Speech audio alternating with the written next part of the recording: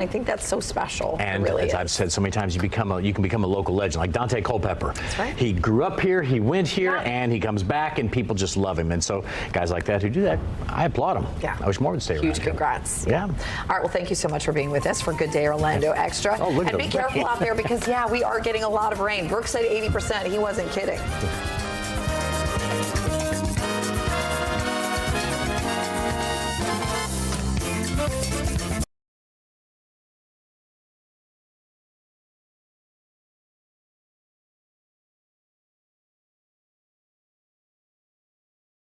You're watching Fox 35 News Plus, streaming on Fox Local. Well, good morning to you. Welcome into Fox 35 News Plus. I'm Garrett Wymer, and thanks for joining us on this Tuesday morning live on Fox Local, YouTube, and on Facebook right now. We are in the middle of a busy Tuesday. I want to let you know some of the things that we've got going on right now that we are monitoring. Let me start in Tallahassee, where the state legislature is in special session right now discussing the budget. This is a live look at the Senate floor. This is Ed Hooper, who is the budget chair for that chamber. Let's actually go ahead and listen in for a minute here as he speaks. We know the House has adjourned right now. They're getting ready to go into the budget conference. It starts around noon. But let's go ahead and listen in for a minute here on the floor of the Senate because there's some things still continuing right now in that chamber. Hooper moves House Bill 5003E be read the first and second time and substituted for Senate Bill 2502E. Without objection, show the motion's adopted. Read the message on House Bill 5003E and the bill the first time. The Honorable Ben Albritton, President. I am directed to inform the Senate that the House of Representatives has passed House Bill 5003E and requested the Senate pass the bill as passed by the House or agree to include the bill in the budget conference. Jeff Tackless, Clerk. House Bill 5003E, a bill to be entitled an act implementing the 2026-2027 General Appropriations Act. Show House Bill 5003E referred to and withdrawn from the Committee on Appropriations and substituted for Senate Bill 2502E. Please read the House bill a second time. House Bill 5003. So they are rolling through House Bill 5003E right now, which gives the specified appropriations, kind of those dollar amounts. This just passed the House 92-13 just a few minutes ago. It is now in the Senate. And so they are discussing that. And this will kind of get the ball rolling on some of the other work that has to be done in the budget conference. So that is going on live right now in Tallahassee. We will keep you up to date on those things that are happening and those debates, those conferences, the negotiations that go on to kind of finalize this process. Again, today, day one of this special session, all about the budget. It is scheduled to go through May 29th. The goal is that they kind of get some work done ahead of Memorial Day, then take some time off for that holiday, come back and kind of pass that final budget by the end of the month. Let me give you a live look right now on Capitol Hill, too. This is U.S. Secretary of War Pete Hegseth, who is testifying right now in a budget hearing about the Department of Defense, the Department of War, and their budget. This is the House Appropriations Subcommittee on Defense, where they are getting the chance to ask some questions of Secretary Hegseth, of General Dan Kane, the chairman of the Joint Chiefs of Staff as well. We often hear from General Kane and Secretary Hegseth in their news conferences together at the Pentagon, where they give updates on Operation Epic Fury. So that is going on right now. We should also let you know that coming up later on Capitol Hill, Kash Patel and other officials are also going to be testifying in front of a Senate committee where they will be hearing about the budgets for not just the FBI, but for the DEA, the Drug Enforcement Agency, U.S. Marshals Service, and the ATF as well. So a lot of things going on. That is in Capitol Hill right now. Let me also, let's see that. feed is not up at the moment, but let me let you know what is going on as well with the Artemis II crew. They are on Capitol Hill. They just wrapped up meeting with members of the Senate Committee on Commerce, Science, and Transportation. So we will hear from them as well coming up in just a little bit. There is also a field hearing going on right now in Palm Beach County.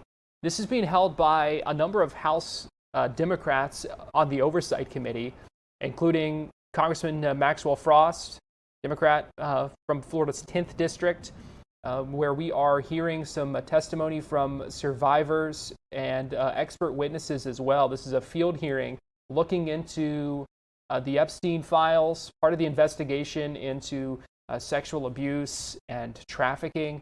Let's go ahead and listen in for a few minutes. This is going on live right now, again, in Palm Beach County. This field hearing that brought many Democratic members of that House Oversight Committee to Florida as that probe into Jeffrey Epstein continues. You can see the emotion from this witness as she receives a round of applause from those on the committee and those in attendance as well. Let's go ahead and listen in for a minute. Thank you, Ms. Rose. Obviously, I think one of the true horrors of this investigation has been the way so many survivors continue to be traumatized. And I think this is one just really horrific example of how, even through the Transparency Act, so much horror and re-traumatization continues to happen. So thank you for the testimony. Mr. Kuvan, I'm going to recognize you for your opening statement. Thank you.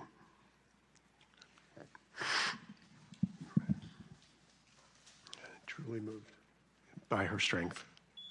Ranking member, members of Congress. My name is Spencer Kuvan. I've represented numerous survivors of sexual exploitation and trafficking over the years, including the first victim to come forward in the Epstein investigation here in Palm Beach. I'm here today because what happened during the prosecution of Jeffrey Epstein was not simply a failure of judgment. It was a systemic failure of justice.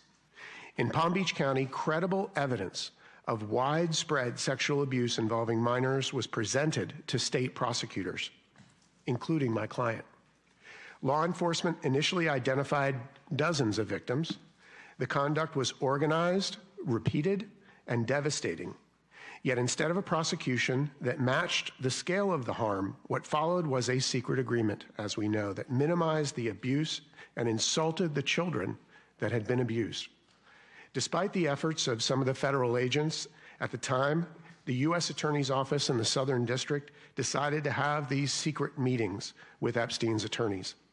The U.S. Department of Justice, in conjunction with the Palm Beach County State Attorney's Office at the time, colluded in secret to quietly shelve this case with minimal state charges that branded a 15 and 16-year-old child victim as prostitutes. They gave a sweetheart deal to Jeffrey Epstein and 4 named as well as unnamed co-conspirators. The Southern District U.S. Attorney at the time, Alex Acosta, spearheaded what every attorney advocate saw as the worst non-prosecution agreement ever executed by a U.S. attorney. This sent a message. It told victims that even when the evidence is strong, accountability is negotiable if you are rich and powerful. This awful non-prosecution agreement completely shut down further federal charges for the events they were investigating here in Florida. As I mentioned, that tragic deal was negotiated and signed in secret. Not only was it kept secret from the world, it was kept secret from me. Calls were made repeatedly to the U.S. attorneys investigating this at the time by myself, an advocate for multiple victims at the time, and of course it was kept secret from those victims. I was forced to file motions with the court to compel its ultimate disclosure, even after it had been executed. And finally, after obtaining court orders, they turned it over to us. A full year after it had been signed. The victims were not consulted. Their advocates like me were not consulted. victims were never given an opportunity to be heard. This was not just a moral failure. We believed it was a violation of law under the Crime Victims' Rights Act, originally passed in 2004, subsequently amended by Congress in 06, 08, and 15. Victims have had the right to confer with prosecutors and the right to be treated with fairness and respect. Yet those rights were ignored at the very moment that it mattered most, when decisions were being made that would determine whether justice would ever be pursued. The result was predictable. Survivors, as you've heard, were re-traumatized, not only by the abuse they endured, but by a system that excluded them from the process designed specifically to protect them. And the public was left questioning whether justice can be trusted when powerful interests are involved.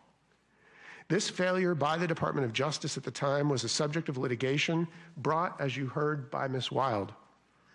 That case ultimately exposed a gap in the law, one that must be closed by you. Today, I want to offer that clear path forward.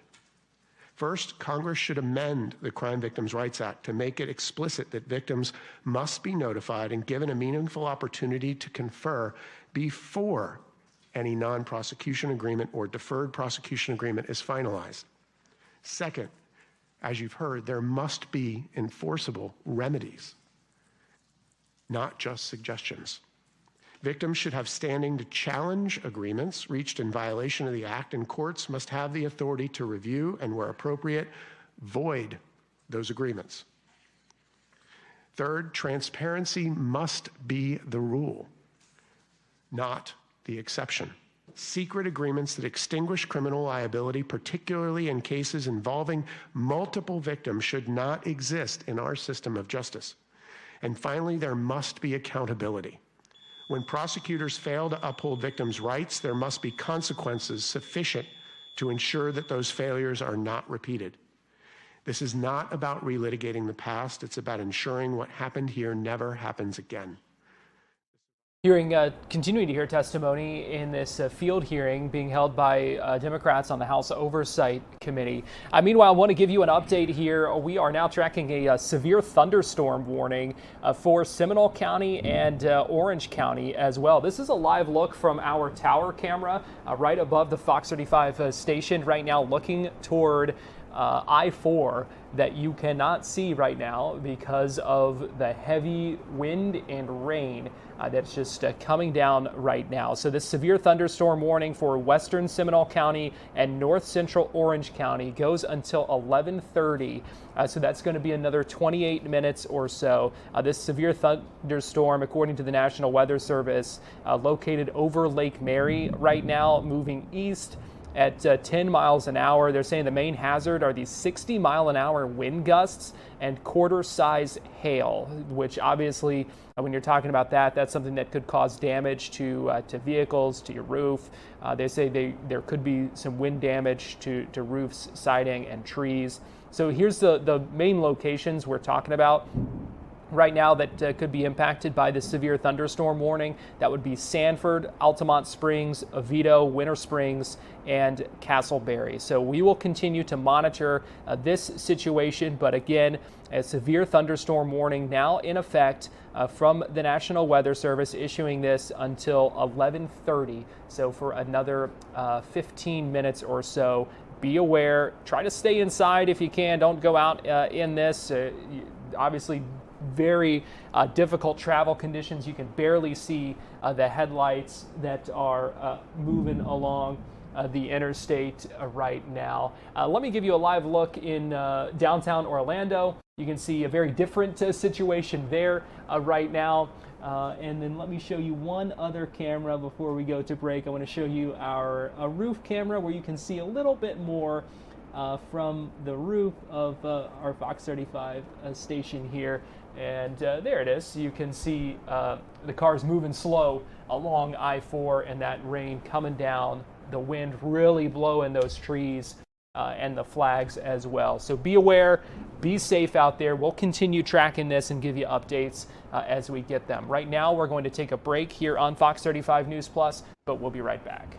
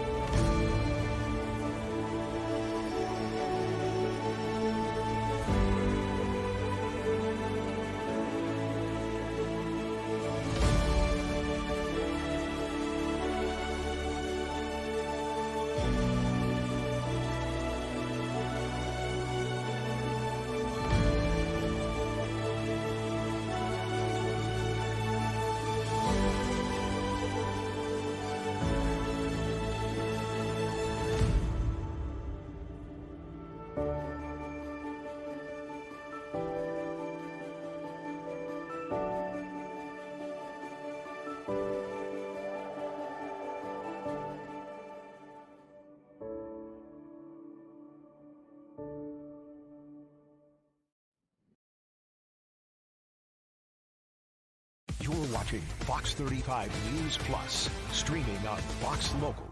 Welcome back into Fox 35 News Plus. I want to give you another live look right now above our station here in Lake Mary, continuing to track this severe thunderstorm warning for parts of Seminole and Orange counties right now until 11:30. We will keep you updated on that. In the meantime, be careful out there. Be aware of the rain, the wind, and the potential for hail as well. That's from the National Weather Service, some of the main impacts they are telling us to track. Again, welcome back into Fox 35 News Plus. I'm Garrett Wymer, and thanks for joining us on this Tuesday morning, live on Fox Local, YouTube, and on Facebook. We are continuing to track the impact of Canvas, that learning management system that many school systems, local school systems across Florida and universities across the country that they use and have been impacted by a hack that came to an end and a resolution, it seems, after the parent company Instructure says they reached an agreement with that hacking group. So joining us live now to talk about all of this and some of the takeaways here, we've got Matt Rose, who's the CXO of TechRage IT. Matt, always good talking with you. Thanks for joining us today. So Matt, first of all, just get us up to speed on what we know about what happened here and why this was, what we know about the hack that really took this offline and caused a lot of problems for school districts and universities across the country. Yeah, so unfortunately, like most hacks, there was a vulnerability, and it seems like there was a feature in the tool called like Free for Teacher. That was something where you can kind of get a free section of the tool to do if you're a teacher. And it seems like it may have actually been exploited twice, or early May and then again last week. And that was where it started. They got quite a bit of data, both in standpoint of email addresses, names, actually emails that may have been sent between students, and just quite a bit of data. There wasn't potentially passwords that were stolen or financial information, but still definitely a lot of data that they were able to pull in the attack from what the initial report said. And so we have now seen from the company Instructure saying that they reached an agreement because they were concerned about this data getting out, and that they reached an agreement with these hackers, with these essentially paying the ransom here. Yeah. Your reaction to that, Matt? I get that they did what they felt they had to do, but their press release or their update on their website, whatever you want to call it, they're trusting, in other words, a criminal, that they're going to take their word for it. There's a lot of people out there that say you never pay the ransom. There's actually a lot of state and local and even federal governments that aren't able by law to pay the ransom. So essentially, their wording was that they came to an agreement.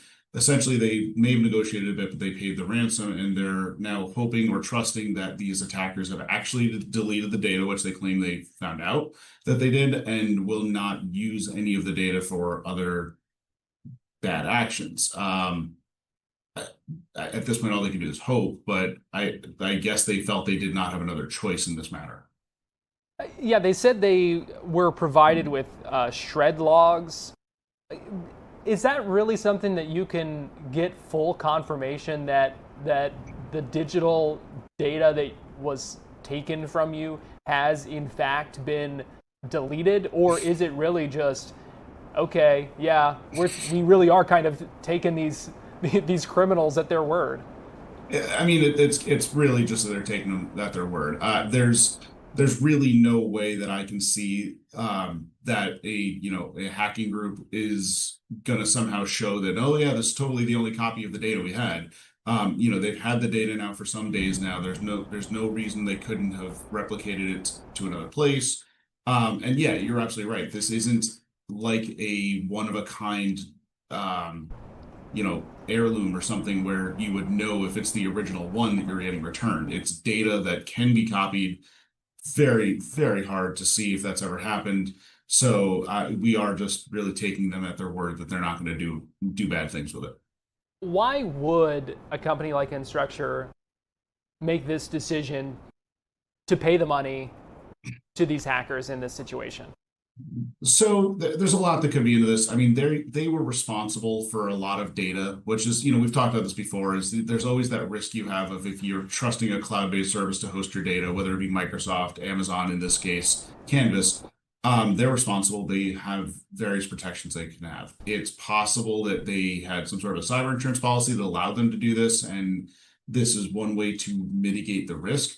But at the end of the day, this wasn't an attack of ransomware where they didn't have the data. Someone stole data, and in their eyes, and I guess I can't totally blame them, the only way they can see to possibly control where it goes is to pay the ransom and hope that these attackers do right by them. But essentially, when you have data exfiltration or data leaving your own system in your control, this may have been the only thought process they had. And Instructure has not released how much money they paid for this. What do you think that cost might have been? Knowing what we know about things like this and other kind of ransomware attacks, what do you think that price tag might have been? I mean, it's funny. My oldest son actually, he was seeing all the emails on this because he uses the platform, and he this morning was like, I think it was like $500,000. Like, he actually told me that. I don't know if we know for sure. I would assume it was a significant amount of money, though. I don't think we're talking tens of thousands. I think we're talking hundreds of thousands, if not in the millions. And I think the biggest reason for that is, as much as we didn't have financial information or necessarily social security numbers, anything like that, these are children, and their privacy, their messages, and their names that were potentially released. So I think it's almost that there may have been a higher price tag and worth because of, you don't want to see children's data that is potentially breached. What do we know about this hacking group, the shiny hunters? Because what we know is that there was kind of an initial takedown, it seemed, of this of Canvas, and then a couple not long later it was down again with a message from this shiny hunters group talking about how there was an initial patch that Instructure put up. But then the hackers had a message saying, there was no contact with us, and so they initially just kind of, I guess, took it down again. Yeah. What do we know about this group of hackers that has kind of claimed responsibility for this? I mean, there's a lot of different hacking groups out there. I don't think I had necessarily heard much about them, but I think what they did is exactly what you'd expect them to do, and that's again goes also back to where I don't know if I would trust them, is that they did do that. They had said, hey, we did this, and they felt they were somewhat ignored. And so therefore they decided to kind of say, hey, we're still here. You didn't really get rid of us. And I think that's also the worry, is a lot of time these hacking groups or anyone that does these kind of things, they get kind of footholds into the environment that a lot of them aren't seen. We may have talked about it in our past discussions, is these groups will sometimes be sitting there for months and months on end before they actually make their move. So even though they think, Instructure had thought they closed one loop, they may have they did obviously leave another one open. So they acted the same way you would expect a group to act. And they really wanted to be seen, and they wanted to make sure that that they knew that they weren't just going to let this go with just a little, just a news article. They wanted to make money on this or make things a lot worse for Instructure. Is there a concern that this could set a precedent for other events? I think there's always that concern. I think traditionally we've seen, I know we saw the Stryker attack earlier this year. Usually things like healthcare and education have been, I don't want to say safe, but they've just been like a different group to go after. So I think there's definitely a precedent. I think there's also, if you're not Instructure, I don't think you should be celebrating or feeling good. I think if you do have a competing product or something in that space, you have to realize that you very well could be next, or it could have been you. And so it's the constant reminder we always have that you need to make sure your own kind of home is secure in the case of, any cloud product in any, place, let alone education right now. But yeah, I would be worried that there's more out there, because the technologies and pieces of software that are typically compromised they're not made by one company. So whatever the vulnerability was could very well be exploited in other tools in other sectors. Oh, so what's the takeaway here, Matt? What do people need to know? So takeaway is, I'm happy that Instructure feels confident, but I think I would think even they internally have to feel this way. They should be really vigilant internally and seeing and make sure they're patching everything. But I think as consumers of this product, we all need to still be vigilant to potential phishing campaigns, to odd messages, odd calls you'll get, because I for one don't believe that they're not going to use the data or have already sold it or would sell it to someone else, which may have, in the spirit of whatever agreement, not violated it, right? Because if they sell the data to some other group, maybe that's not such a big deal to them. So I think we have to realize that it's a lot of data. It's probably going to have long-standing effects, even if it's just constant phishing emails, even unrelated, even someone trying to phish, hey, if you've been part of the Canvas breach, click here, and it's literally a phish based upon another attack. And I think it's a constant reminder again that third parties who hold your data, cloud services, you need to really look at who you're using and ask them what their security, what their backup plans and disaster recovery plans are, because it was Instructure today, could be anybody tomorrow. Matt Rose, CXO of TechRage IT. We appreciate you joining us here on Fox 35 News Plus. Thanks for having me. We continue to track severe weather here in our area. I'll give you a look at the radar right now, and now a live look again from our Lake Mary tower camera. The severe thunderstorm warning for the area has been extended now till noon. This is, again, severe thunderstorm warning that has been extended till noon for western Seminole County. This was from the National Weather Service saying a severe thunderstorm still located over Lake Mary at 11:25 that was moving east at 10 miles an hour. Here's a live look from our roof camera here in Lake Mary. 60-mile-an-hour wind gusts, quarter-sized hail remaining the hazard right now. The National Weather Service talking about potential hail damage to vehicles, wind damage to roofs, siding, and trees because of those wind gusts and the hail that is possible from the storm. They're specifically warning folks in Sanford, Altamont Springs, Oviedo, Winter Springs, and Castleberry. We're going to take a break right now here on Fox 35 News Plus. When we get back, we'll continue to track this storm here on Fox 35 News Plus. So don't go anywhere. We'll be right back.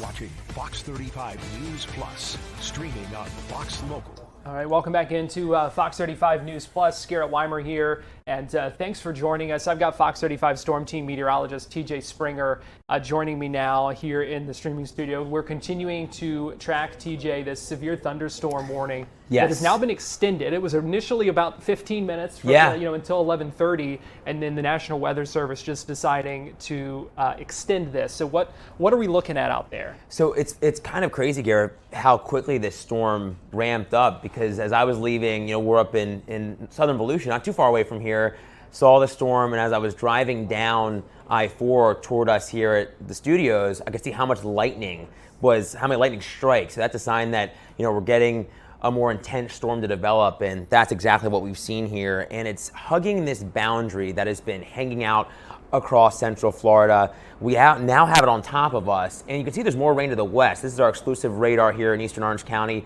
Storm tracker radar showing a lot more rain on the move, and that's with this upper level low. Between that and the stalled front, we have all the ingredients to kind of fuel these storms, and we now have the severe thunderstorm warning that we've been keeping tabs on here, working through Seminole and Orange County. It's not really in Seminole County, and that's where this warning is until noon. And you can see as we zoom on in, lots of rain with this moving through just to the north, essentially, of Altamont Springs. The heart of this, the worst of this, really on top of Winter Springs right now. We've been getting it here at the Fox 35 studios, and this is moving off to the east at around 10 miles per hour or so. There could be the potential for some quarter-size hail. We did have a little bit of hail here at the Fox 35 studios. Didn't hear a lot of it checked, and as it was kind of popping up, couple of hailstones. I saw some hail as I was pulling into the studios. Hail and the potential for 60-mile-per-hour wind gusts in this. So this is heading right toward Geneva. This is clipping Sanford, some of that heavy rain now moving into Sanford, but the worst now essentially right on top of Winter Springs. And we have seen at least the hint of rotation with this, because when we're looking for that, usually you don't want to have a storm all on its own, and that's what we have right now. The positive today is that we have seen a little more cloud cover, so that has kind of kept the instability down just a little bit, but if we can get the sun to peek out, that fuels the storms, and it's no secret how humid it's been, so that, as well as the heat, is the fueling force for these storms. So look at Castleberry, that worst now getting toward you. This is about to get into Lake Jessup, so if you're traveling down the Seminole Expressway, say from Sanford down toward Oviedo, eventually this will be crossing you and crossing the Greenway, the Expressway. So travel carefully. If you know you have to go out in the near term, maybe just wait until this is all said and done. It's funny, where we are in the studios, I can kind of get a glimpse of I-4 east and westbound, and I can see the traffic is kind of crawling, and that's good. If you need to go out, definitely take some extra time, travel with extra caution, and just slow things down, because it is a blinding rain out there. Even just coming down Lake Mary Boulevard, down Lake Emma, if you're familiar, you live here around Lake Mary, there was a lot of ponding and a lot of flooding on the roadways. That's our camera just outside our studios. You can see the big raindrops coming down, and I-4 going a little slower, which is great. That's what you should be doing with a storm like this. But if you don't have to travel, maybe just wait till the worst goes through. You also don't want to be driving through any sort of hail. But as we zoom in, looking at our velocity here, now this is what we look at to see, is there any rotation in how quickly, how fast the wind is blowing out there. And remember, you look for greens and reds touching when you try to spot rotation. Right now, not really seeing anything that would kind of give me a pause right now, but this is showing that there could be some gusty wind, potentially in excess of, say, 40 to maybe 50 or 60 miles per hour. And remember, the red, that is wind going away from the radar site. The green is indicating wind going toward the radar site. But nonetheless, gusty wind. You can see where we are, Fox 35 studios, just off of I-4.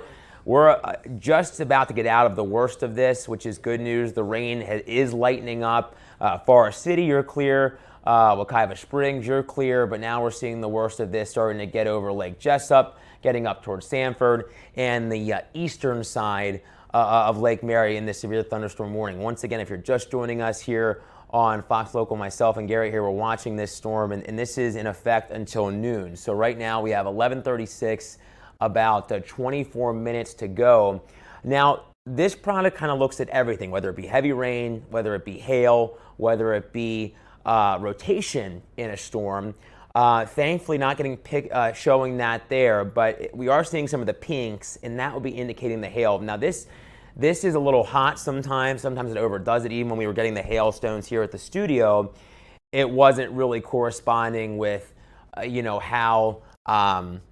how large that hail was being shown on screen. But it does show at least the potential for some hail in this storm as it's working east. Zooming back in, you can kind of see now, if you're in Winter Springs, you could be seeing some of that hail. Where it's pink and almost black, that's where I would think that there could be at least the potential for some hail getting up to maybe that quarter size. Heads up Lake Jessup. Now, if you're in Oviedo, this is still, you can probably hear the thunder and see the lightning. The worst of this looks to maybe go just to the north of you. This is kind of moving more easterly in direction at around 10 miles per hour, but certainly this is a nasty storm. And the thing is, I think as we head through the remainder of the day, Garrett, we're going to see more rain. We're going to see at least more potential for severe storms. This is a live look from our Lake Mary tower camera here, and you can see I-4 east and westbound not going quite as quickly as what we would typically see when not driving through a storm. So that's what we want to see. But you can see the visibility is reduced with this blinding rain coming down. So again, if you don't have to get out, if you don't have to travel, that would be smart. Getting a report from Storm Team meteorologist Laura Blanchard right now. Some pea and dime size hail reported where she is in Lake Mary, and that's kind of corresponding with where we've seen the shades of pink on the map on a storm tracker radar and those shades of black. So that's where we have the best chance of hail and also blinding rain. And we can go back to our hail product here, and you can see it's on top of Winter Springs. Castleberry, you're about to be in the clear, but Winter Springs, you're seeing the worst of it, and this storm isn't moving all that fast. So when we're talking about the potential for flooding, we have a lot of moisture in the air. There's a slightly higher chance where we could see some of that flooding. This is our storm wind product right now, our velocity, our radar, and we've been watching this for the last really few minutes, where we've seen the greatest potential for the gusty wind, and even there was that little bit of rotation, which we've been continuing to monitor as well. So as we continue to go through the remainder of the afternoon, we're going to have to watch for any more development. But this is the storm that we are watching, and we'll continue to do so. Garrett, as we head through the rest of the afternoon and evening. Yeah, TJ, let me ask you about the hail. What is it about this storm, this setup that we're kind of in right now, that is leading to that risk? And as you said, Laurel seeing some where she is. So, oftentimes when we are in the transitional time from winter into spring and eventually spring into summer, we can get those freezing.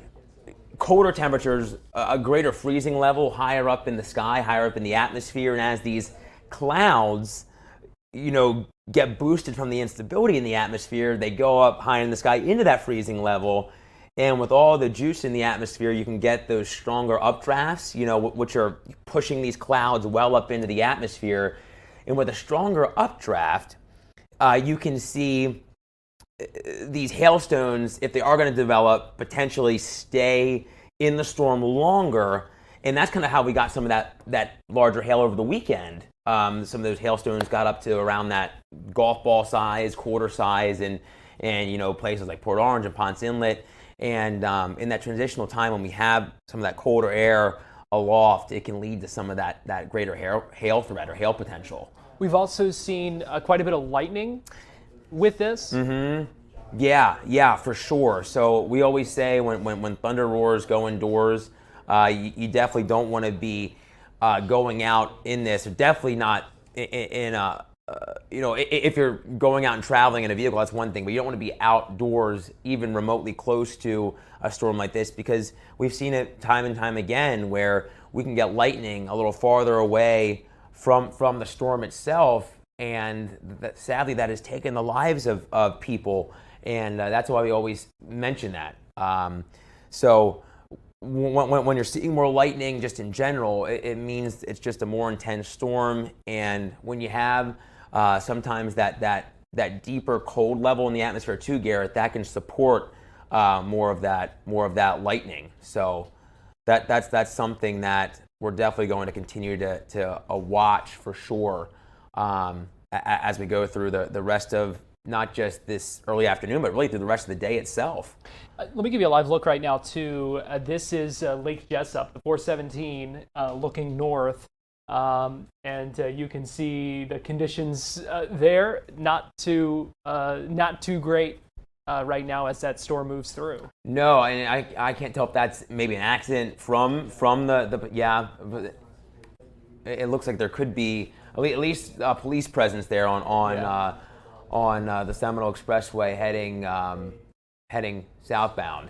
Yeah, maybe it looks like there may be another car there that could have lost control. We'll try to get some more information on that. So where does this storm now heading? We see the storm tracker radar here. You talked about it moving through kind of Winter Springs right now.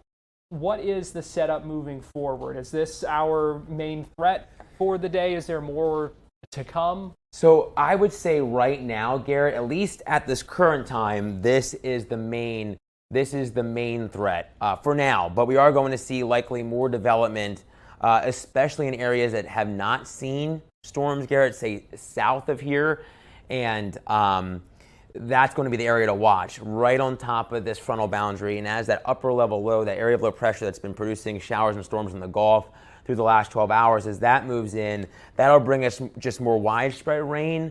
But it's kind of one of those things, it's like a double-edged sword where on a day like today, the clouds and the rain help keep the instability more at a minimum. And I believe that that's going to kind of help keep things in check. But we still have that low-end risk of severe weather today.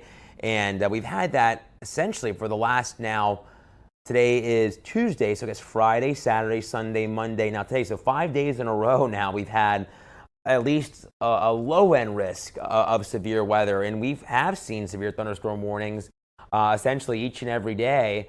And there's a live look right now at some of our cameras here on the Seminole Expressway on the 417, and the worst of it is essentially if you're crossing Lake Jessup heading through northern Seminole County, north or southbound, it's going to be a crawl. And now if any sort of accidents can happen just because of the ponding on the roadways, the hydroplaning, that's why you definitely want to take it easy out there, because it can happen fast. Even just me today, Garrett, driving into the station, I felt it, and I could see cars kind of losing some of that control as they were traveling. This is a look from downtown Orlando into that storm. So we're glancing off to the north and east here. You can see how dark it is, how ominous and how threatening.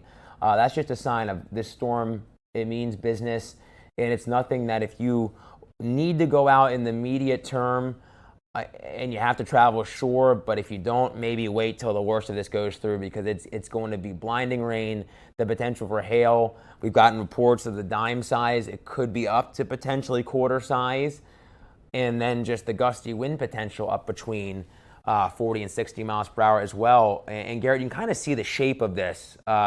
It's kind of that classic supercell shape, like a kidney bean. And you can kind of see just to the south and east of Altamont Springs where there's that little indentation. And that little indentation is where we kind of call that in the weather world a little tag or a little appendage.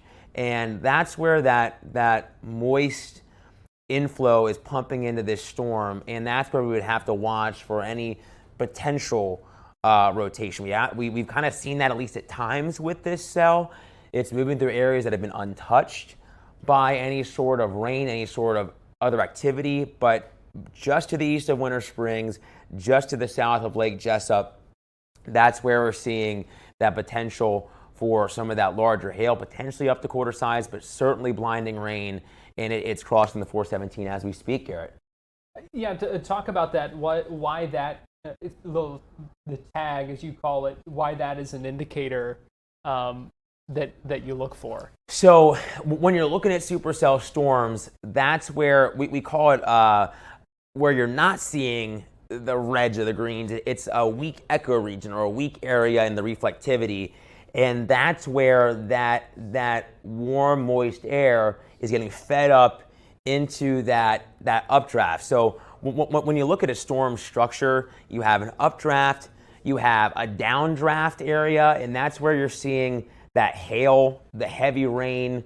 But right into that little portion of that storm, that's where you're getting the potential for that warm, moist air working up into that storm, and where you can get some of that twisting of the wind, Garrett, that could eventually, if the conditions were right, lead to some potential rotation. So we'll have to watch that area for sure. This is a severe thunderstorm warning, not a tornado warning, but at least this is a classic kind of supercell look, where if it were to tap into some of that wind, not just closer to the ground level, but a little farther up into the atmosphere, it could lead to some of that potential rotation. But thankfully, at least right now, per the National Weather Service, and what we're seeing sometimes when they issue a warning, Garrett, they'll say, hey, a tornado is possible. That has not been written by the NWS, but the potential for damaging straight line wind and hail potentially getting up to that quarter size is certainly associated with this. Yeah, I was going to say, because when you're talking about severe thunderstorm warnings and the wind gusts that come with this, 60-mile-an-hour wind gusts, as a hazard, that's something that can still cause damage even without the rotation. Most definitely, and that's what we saw over the weekend with some of that minor damage. We had wind gusts that were getting beyond 40 miles per hour, 50 miles per hour, even up closer to 60. And that's when you see these warnings get triggered whenever the wind can get up to that strong. Even yesterday we didn't have a lot of warnings, thank goodness, but still had some of those storms that were producing wind gusts beyond 40, beyond 50, and even up close to 60. And that's kind of been the story over the last few days. And thankfully, it looks like, me, I'm always trying to find the silver lining. We're going to get more widespread rain today, which will certainly help the drought. But in turn, we're getting that threat of severe weather with this area of low pressure upstairs in the atmosphere, and this stalled frontal boundary essentially parked right on top of central Florida.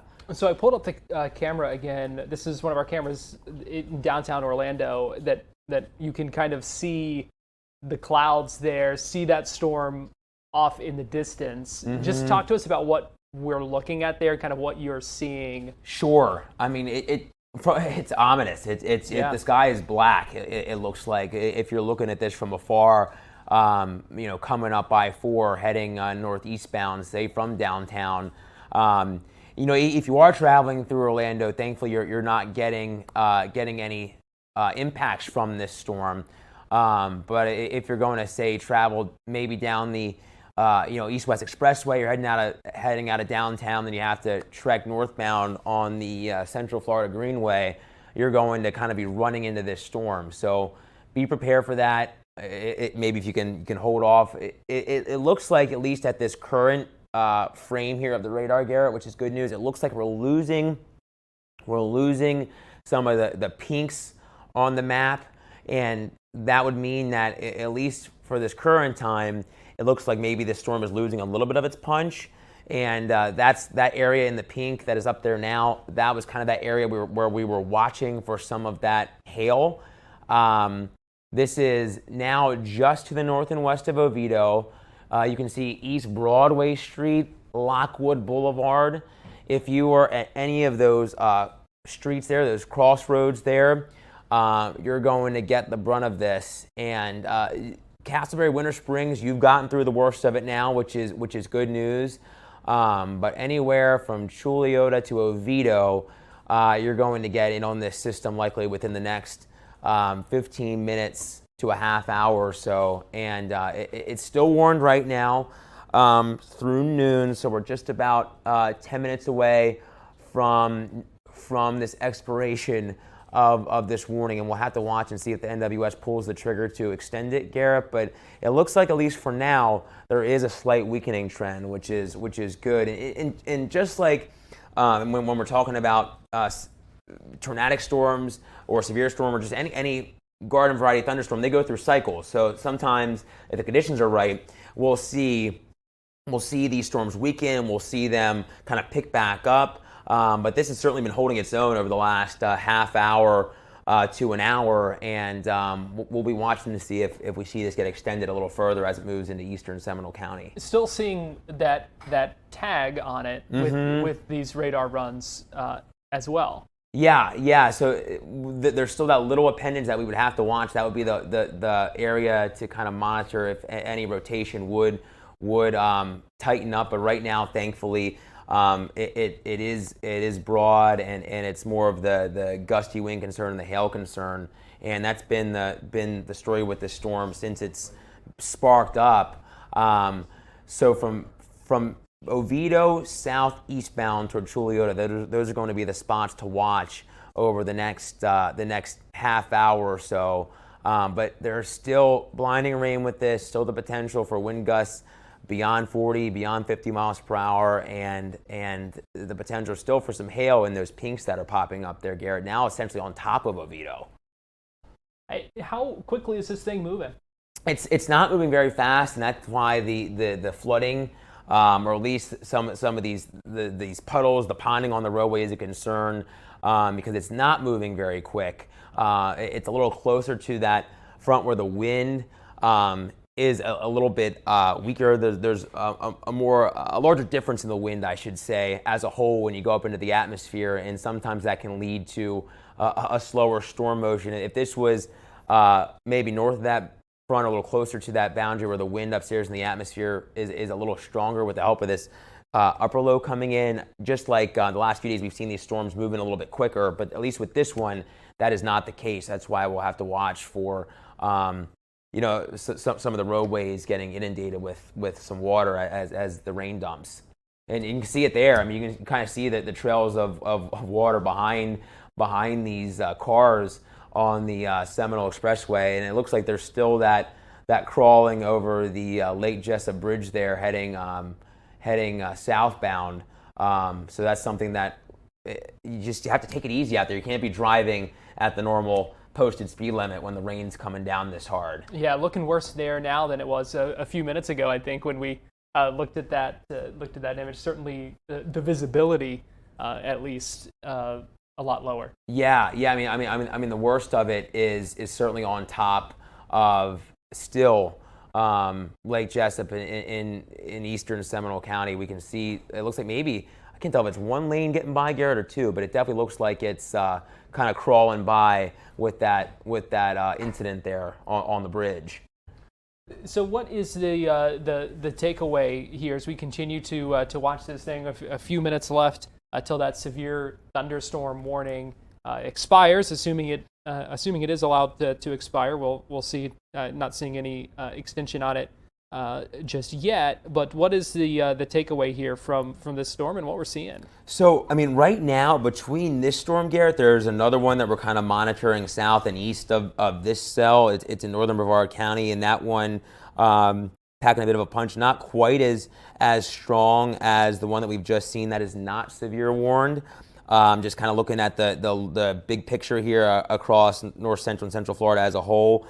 But I think it's going to be really the Orlando, the southern half of the viewing area, I think, just because the instability, I would say, is in a bit more check north and west of Orlando, where we're seeing this more widespread rain. So that should kind of keep the severe threat at a minimum. But where we're seeing these storms this afternoon now that have gone severe, these are going to be the areas to watch through the rest of the day. Right now, you can kind of see there is still the potential for some hail with this between Trotwood Park heading toward Oviedo. You can see East Broadway Street, and I believe that is West McPhail Hammock Road, if I'm... Oh, Mitchell, excuse me. Thank you, Aaron. Mitchell. So it's moving right through kind of downtown Oviedo right now, or about to, it looks like. So yeah, so that area certainly going to be under the gun for blinding rain and the potential for some hail. And now, I mentioned how this is hot, but now you can see the black.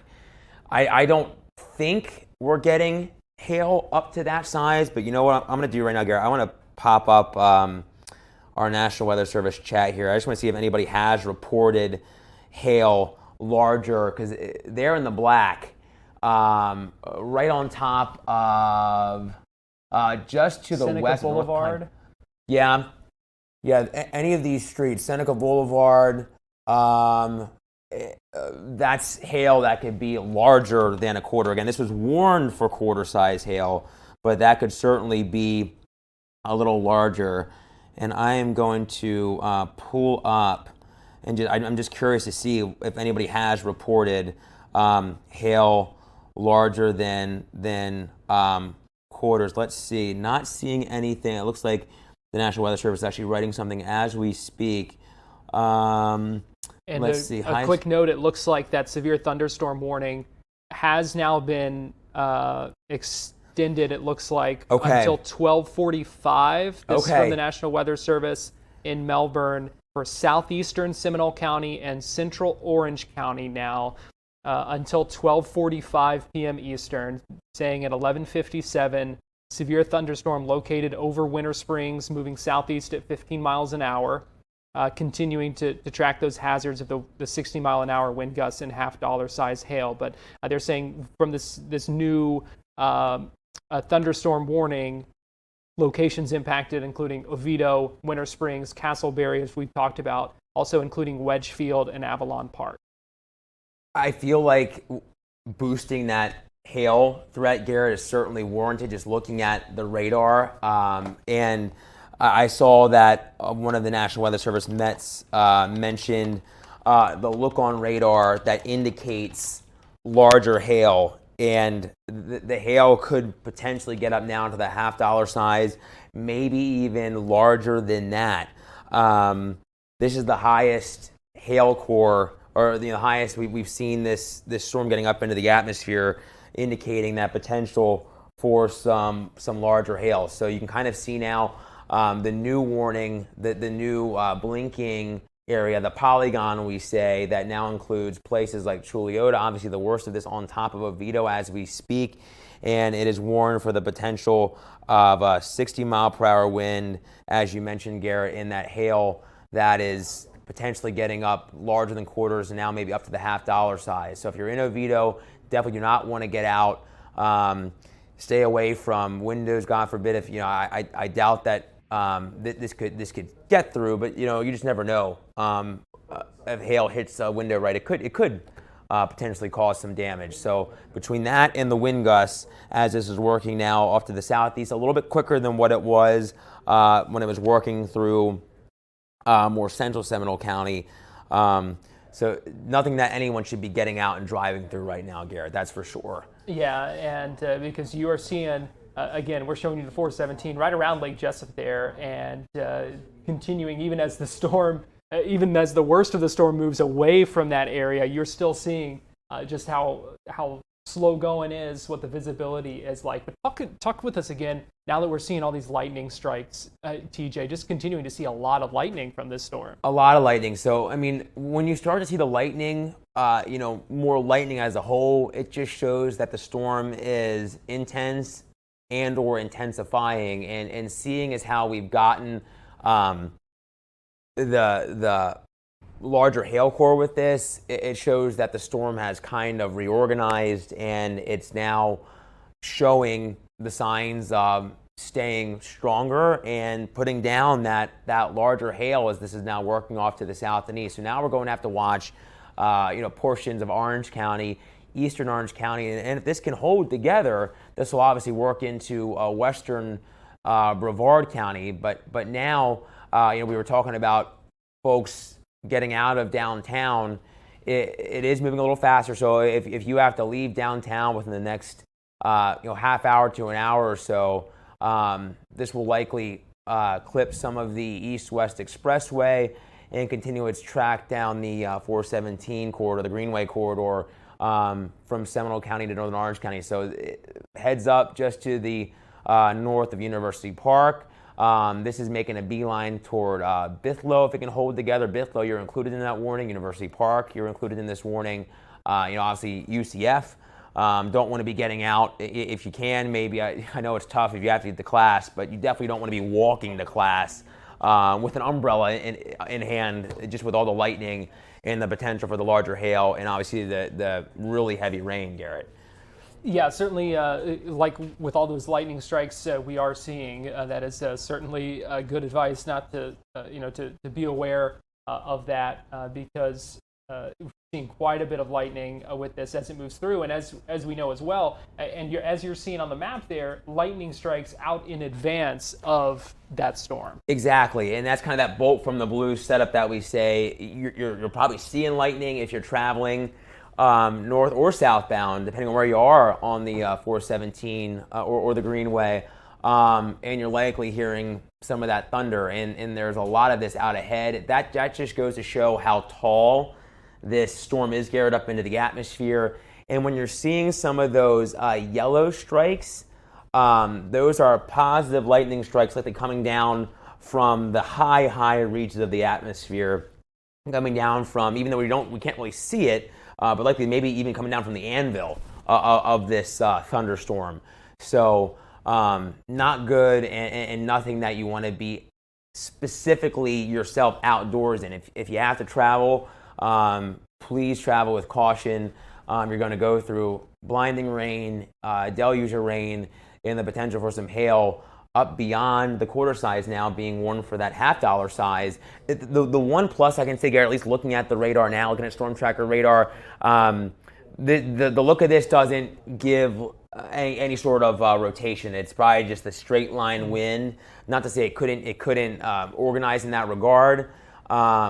But right now, definitely more of a straight line wind threat. Not seeing that classic kind of supercell look that we saw with almost that little almost hook that we saw about 45 minutes ago or so. So with this severe thunderstorm warning now till 12:45 for Seminole and Orange counties as well. What does this tell us about the strength of this storm? What is it continuing to kind of hold steady? Is it gaining strength? What do we know? That's kind of what it looks like. I feel like we've seen a pickup in the lightning count, Garrett, over the last 10, 15 minutes or so. The worst of it still right on top of Oviedo. So I mean, it's probably just rocking and rolling, not in a good way. If you live in Oviedo right now, you're watching us in Oviedo. The worst of this has not quite gotten to Chuliota just yet, but it's knocking on your doorstep. So if you don't have to go out in Chuliota, I would say it'd be best to hold on and let the worst of this get through. It is moving a little faster. You're in the clear in Castleberry now. You're in the clear in Winter Springs. Still seeing some lightning, probably hearing some thunder. But at least at a glance, we're not seeing some of those shades of pinks or blacks on Storm Tracker radar, Garrett. Still pinpointing some large hail on top of Oviedo. Not quite to the size that we're showing here. Again, this can be a little bit aggressive in terms of the hail size, but it definitely does show you where the potential for the hail in this storm is. And it could be up between that quarter or $half size. I want to see if there's been any more reports here in the National Weather Service chat. Not seeing anything from any sort of spotters aside from that, dime-sized hail that we saw a little bit ago, looks like about a half hour ago. But I wouldn't be shocked if there was some hail that was potentially getting up at least to the quarter size around Oviedo. Again, the worst of this, not in Chuliota just yet, but it's making a beeline towards you, and we're already seeing some of that lightning and probably hearing a lot of thunder in Chuliota, but the worst isn't quite there yet. And I should note as well, if people are seeing these things, we would love for you to let us know. Share some photos, videos with us. You can go to fox35orlando.com/ share. That brings up this page here where you can submit photos and videos. We want to know what the weather is like where you are, so let us know. Again, fox35orlando.com/share. You can upload photos and videos and send them to us. Are you seeing that hail? Are you seeing heavy rain? We've got video from one of our photographers just a little bit ago. This is just in the back of the station here, where you can see just how heavy that rain was coming down when it was over the station, and the visibility in that area as well. Now, as we know, it has moved on and is not quite like that now, but still seeing. This is, again, the 417, and as that storm continues to move, we are continuing to see those impacts. I want to pull up this downtown Orlando camera again, because you got a great view, TJ, of the clouds and that storm in the distance, and I think it's, like you said earlier, almost an ominous kind of view of what's going on. For sure, and if someone looks out from a high rise in downtown and sees that, it's definitely scary-looking clouds. Not using any sort of intense meteorological terms there, but certainly clouds that, as you mentioned, bring that threatening look, and that's exactly what we have as this storm continues to work through Seminole County and eventually starts to get into Orange County. Now, as you can kind of widen things out, you can kind of see to the north and west of this, where the rain is coming down more widespread. We're not really seeing that severe concern, but down to the south and east, we've seen stronger storms, and that's what we have right now. We did just get a report in from storm team meteorologist Brooks Garner's wife, sending a report in of the hail, Garrett, and it looks like, just looking at this photo, it's probably almost up to that quarter size. So that's certainly a sign that the storm is producing. Send us that, and we'll get that on here in just a second. I'll do that. Let me do that. Yeah. So we can show it to everybody. For sure. Yeah. And as this storm continues to work to the southeast at around 15 miles per hour, we've kind of seen that hail core come down just a little bit in terms of intensity, but there's still hail likely coming down around Oviedo. And the worst of this would kind of move into Choliota in the near term, likely within the next 15 minutes or so, maybe even a little less than that. It's knocking on your doorstep in Choliota. It looks like the worst of this will miss University Park, and it may just skim UCLA, at least the worst of this. I know sometimes when you see these warnings come out, they kind of blanket more the area if it were to make a jog a few miles northeast or southwest. But it looks like the worst, at least just from a nowcasting standpoint, may miss campus, Garrett, which is good. But still, large hail just to the south and east of Oviedo, just to the south and east of likely downtown Oviedo, now getting closer to Choliota. Geneva, you're seeing some lighter rain right now. This obviously impacted us here in Lake Mary, and it went through Winter Springs. You're in the clear now, at least for now, but we're going to have to watch this over the next 35 minutes or so, because it is still warned for north central Orange County and northeastern Orange County, as it's kind of holding its own. It's been able to stay strong, Garrett, as it's making that trek southbound and eastbound. And we're seeing some, obviously the epicenter of that, but seeing some of the rain extending far beyond that and providing some much needed showers in some of those areas as well. Exactly. And that's the good news. I mean, we're getting rain. We need the rain. The drought has been such a big point of contention for all of us, as it's just not great for any of us. We need feet of rain to bounce back. So we never want to see it come with severe weather, but that's what we're seeing today. And you can see we're looking at our storm tracker radar zooming into Oviedo, and there's still some of that hail coming down.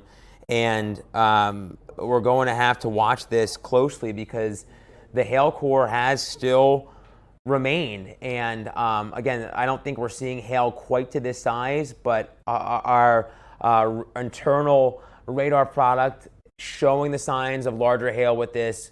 This was warned for $half size hail, and we've seen at least hail potentially up closer to the quarter size. And if anyone is out there, let us know what you're seeing. Let us know. And I'm about to send this photo of the hail that we have gotten in Oviedo right now. And I would think that we have now ground truth of what's happening in this storm with some of that larger hail coming down. And this is why we're saying you don't want to travel at all, really, if you don't have to. But if you need to travel, this could do damage to your vehicle. Hail that size, if you're driving at 50 miles per hour down the road, will certainly could damage your vehicle. So that's why we're saying to hold on if you can. There's still a lot of lightning with this, and it's still something that is showing signs of a strong storm that is moving through, Garrett, for sure. Yeah, the hail we know comes with a lot of risks, and we are working on getting those photos and videos for you to show you some of what we are seeing specifically in Oviedo, where the hail has seemed to be.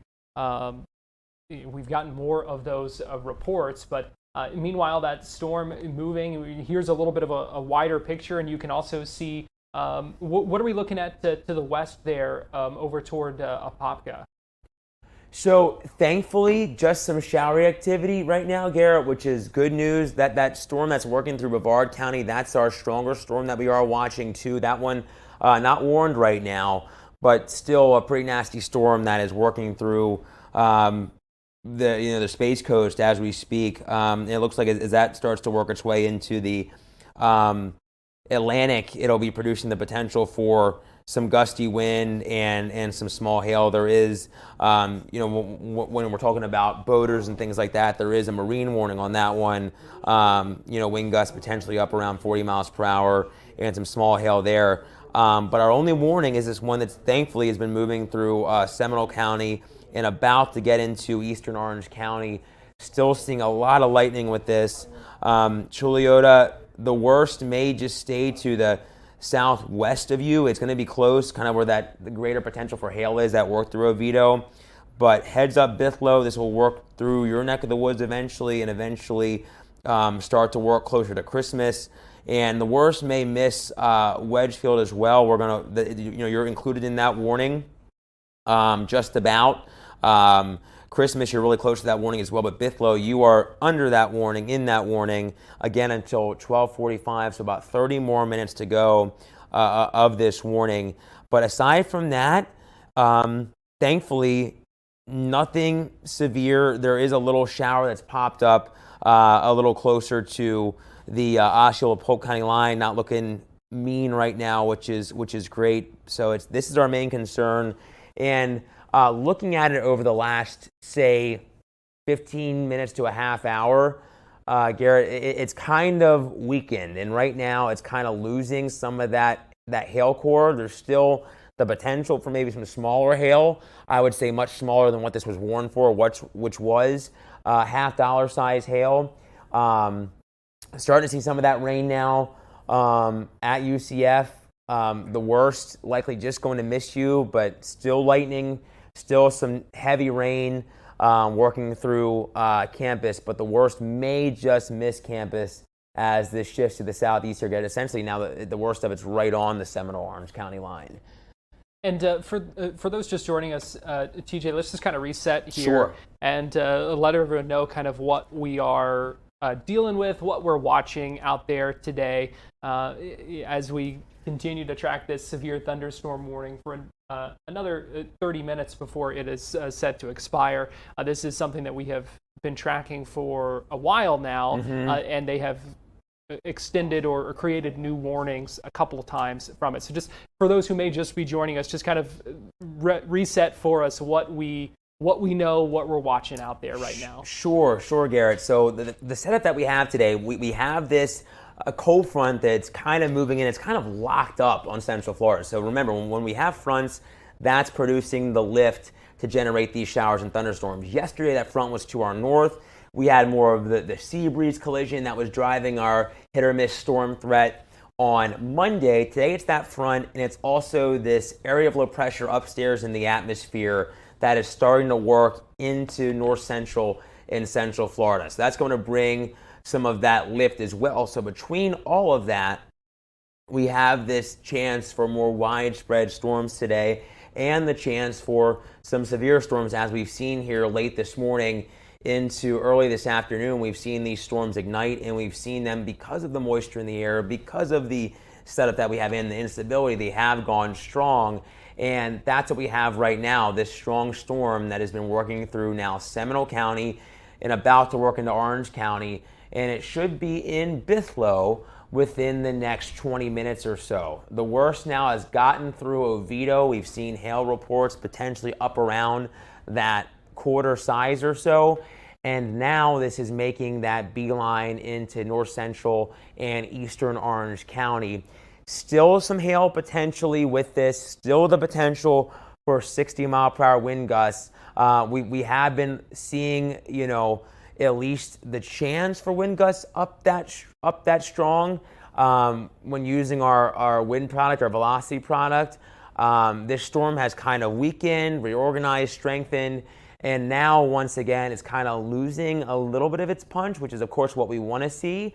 But we have still a lot of lightning with this, and that potential for lightning well ahead of this storm. So with that, that's why we're saying if you don't have to get out, you don't want to be outside, not around a sturdy structure, not around your home, not around a place you can go and be safe indoors. Because when you're seeing lightning well away from this storm, it's likely coming down from the tip top of the atmosphere, where that lightning, those positive lightning strikes, Garrett, are even worse than what we would see with we call them negative lightning strikes. And we have Storm Team Meteorologist Bush Carter. He is right next to me. He just came in. Hey. Hi. I was just saying hi. I've got the radar tracking. We've got that severe storm warning extended until 1 o'clock now.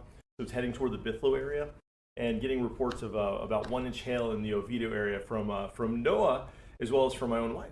So we're confirming that. Erica being a great storm spotter this morning or this afternoon now, Brooks. That's why I told Garrett it looked like about quarter-size hail, which is verifying that warning and the ground truth for the storm that's been so strong this morning and afternoon. Yeah, she was mentioning about 40-mile-per-hour gusts, a lot of lightning, but mostly hail and heavy rain. That's the biggest threat right now from this. So.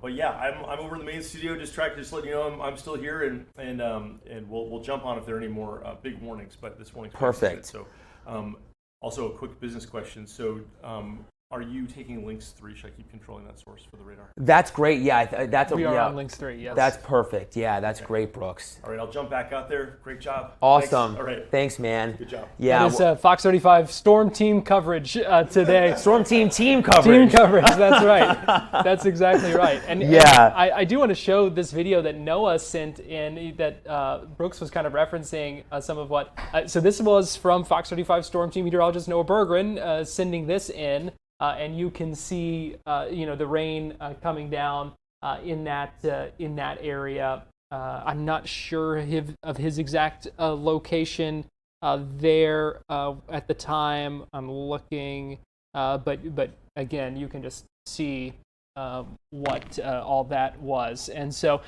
continuing to track this on the radar as well. And again, the severe thunderstorm, as Brooks said. That warning now until 1 o'clock, continuing to kind of move those impacted locations toward the southeast. So they're now highlighting Oviedo, Winter Springs, Wedgefield, Avalon Park, University of Central Florida, with these same impacts that we have been tracking and warning about. For sure. Now. Yeah, most definitely, Garrett. And one good thing, I know Brooks just mentioned this, just by looking at our velocity product, which was just on, the wind, thankfully, does not seem to be getting up quite to that severe strength. Not saying it can't, but when you have the atmosphere so water loaded, and when a storm is so loaded with water, so to speak, we have that high moisture content in these storms. It can produce those big gusts of wind as sometimes the storms start to collapse and kind of weaken. But really, it's been the blinding rain and the hail that we've been keeping a close eye on through the last really over an hour now with this storm that kind of ignited right along this frontal boundary. And between that and this area of low pressure that is moving in from the Gulf, we have the wind coming together essentially in just the right spot that is promoting these storms to spark on up. And again, if you're just joining us, that severe thunderstorm warning has been extended a little deeper into Orange County until 1 o'clock. So now you're in that. Still a pretty strong storm with some gusty wind across northern Brevard County. But as you widen the scope here, we can see a lot of rain and embedded thunder. But it's going to be, at least from what I can look at and see here early this afternoon, it's going to be areas south and east of Orlando, or even closer to the coast, just to the northeast of Orlando, that have kind of been untouched, that still have that instability in the air to fuel these storms. Because where you see more of that rain off to the north and west, the stability is more in check. It's more of a heavy rain, embedded thunder threat. And I would think that the severe threat as a whole would be a little bit lower. We are still technically, all of us across Central Florida, Garrett, under that low end risk of severe weather today. But just kind of looking and what I've seen in my experience, when you have a big complex of rain like that, it's just going to keep the instability more at a minimum. But this developed all on its own with the lift, where we had the instability to fuel this and lead to this hail, lead to this wind threat and deluge of rain. Zooming in, this is Red Ember Road here on Storm Tracker Radar. What Brooks is circling here, this is the hail core that we are watching out for. This is where the hail would likely be coming down, along with that heavy rain, potentially around that quarter size. So if you live off of Red Ember Road, make sure you're not going outdoors, because that hail is essentially on top of you. And if you don't have to travel, just wait till this gets through. This is moving to the southeast around 10 to 20 miles per hour. Chuliota, you've gotten through the worst of this likely. Oviedo still seeing some of the showery rain, lighter rain, but you're in the clear now with this storm. And eventually we're going to see this cross the Seminole Orange County line and essentially go right over our radar site, which is in Bithlo. And that's what we're using. This is our exclusive radar, our Fox 35 Storm Tracker radar in northern and eastern Orange County. And this warning now, for those that, if you've been watching this storm through its evolution here, we've continued to see the National Weather Service extend this warning for now more of Orange County for the next 35 minutes. So we'll have to see what happens from there. But Garrett, this area has been untouched by rain and storms so far. So the higher instability is there, and that's kind of what I believe is keeping this storm going and keeping that potential for some hail and gusty wind alive. But looking at it now, even though there is the hail core, it looks like it's a weaker storm as a whole compared to what we saw around a half hour ago when we saw that hail up potentially over the quarter to $50 size. I do want to show some hail video. So here is one that is coming in. This was from Oviedo. You can see it coming down, the water gushing, and the hail. Hard to tell from this video exactly what the size might be of that, but this is in Oviedo. I also want to show that some video that the city of Oviedo put on Facebook showing pea-sized hail at City Hall, and look at that. Wow, blinding rain is really terrible. The rain, between the rain, the hail, I mean, you can only imagine what it was like being out in that at the time. If you were one of those folks trying to drive through all that, that is exactly why you're kind of giving that warning of stay inside if you can, because that's some of what we were seeing with this storm just a little bit ago. Exactly. Yeah. And even when I pulled in here, when the storm was just getting going, Garrett, it was hailing, and I heard it. It's fine. I knew I had to get inside into the building, but I didn't even grab my suit jacket. I just grabbed my umbrella, and I felt like I just jumped into the pool. I mean, it was just horrible, and my windshield wipers couldn't even keep up with it as I was coming into the station. So people were starting to slow down, which was good, but I mean, there was a lot of rain in that. Felt like 5 to 10 minutes already on Lake Mary and Lake Emma. It was going up as people were hitting it faster. It was going up over people's hoods and splashing their windshield, which can obviously cause accidents if you happen to lose control or you lose your visibility. We got a live look of you walking into the station when I was taking the Lake Mary roof cam to show people what we were watching. So we saw you making the way in when the storm was getting pretty bad there, here. But it's continuing to move right now. And TJ, let's talk a little bit about the setup for this, because I know, this is a different setup that we're in right now than we are, say, in our rainy season, when these fronts aren't moving through, and we're kind of seeing the typical summer sea breeze storms. So talk to us about the setup that we're seeing here, and how this became a severe threat that we're now tracking today. So I feel like the things that we're looking for, Garrett, we're looking for lift, which can obviously come from our sea breeze collisions, our sea breeze fronts each and every day when we get into the rainy season. And we've had that over the last few days, really Friday, Saturday, Sunday, even yesterday. We have been watching that sea breeze come in, and it's been pinned a little closer to our Space Coast, the Atlantic coast, because of the more dominant southwesterly wind, which has kind of kept, I've gotten messages and comments like, didn't rain at my house. You said it was going to rain. Where was the rain? But it's the setup that brings hit or miss storms. And I know I've used this analogy before. It's like feast or famine. You either get a lot of rain at your house or you don't. And that's the toughest part. As meteorologists, we're trying to pinpoint where is that collision going to take shape. And where it does, obviously, you're going to get that rain and those storms. But today, it's a little different. We do have a front that is kind of working through north central and central Florida. We also have this upper level area of low pressure or spin in the atmosphere, and that's also promoting lift in the atmosphere. So between all of these factors, we're seeing more widespread rain today, and in turn, still that threat of severe weather that we've seen over the last handful of days.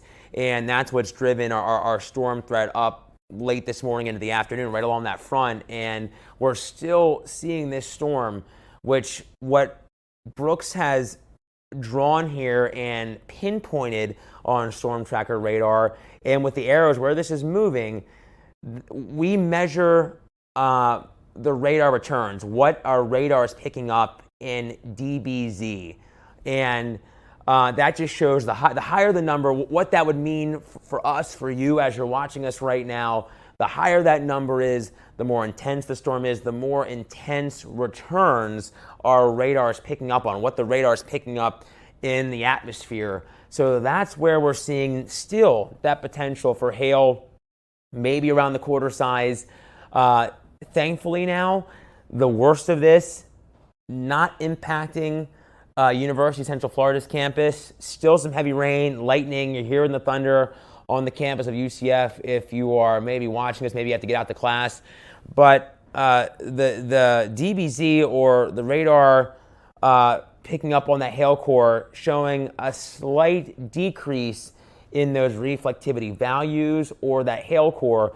So that's a good sign that maybe this storm potentially losing a little bit of its punch at this current time. Looking from downtown Orlando, our camera in downtown Orlando to this storm, into this storm, we're still seeing, it looks like almost, Gary, you can kind of see the rain shaft. You can kind of see the heavy rain that is coming down with this storm. And in and of itself, we've been saying this for the last 1 to 2 hours now. If you don't have to get through it, don't have to drive through it, don't have to travel, be good, just let it get through. But if you have to travel, just really take it easy out there, because it's impacting. It's been essentially impacting the Central Florida Greenway for the last hour or so. We are seeing some questions come in on social media as well, and want to just highlight a couple of those. We saw someone saying a little bit ago in the comments on the YouTube talking about just Winter Springs getting hammered. And we've seen some of what went through in that area. Mm-hmm. We also have a question we're streaming on TikTok too, and someone wondering, okay. What about some of the northern parts of the area, like Gainesville, in that area? Anything in that area that they need to be watching out for? So right now, that's kind of where we're seeing more of that blanket, just heavy rain, moderate to heavy rain. And there are some embedded storms in there, Garrett. But thankfully, it's mainly been where we are that have more of that severe risk. Not saying we can't have a stronger storm up that way. I'm actually looking up there right now that there is some more moderate rain on top of Gainesville. Seeing a nice little storm to the northwest of Ocala, essentially right on top of Williston. Seeing some of that heavier rain, but none of this has been severe so far.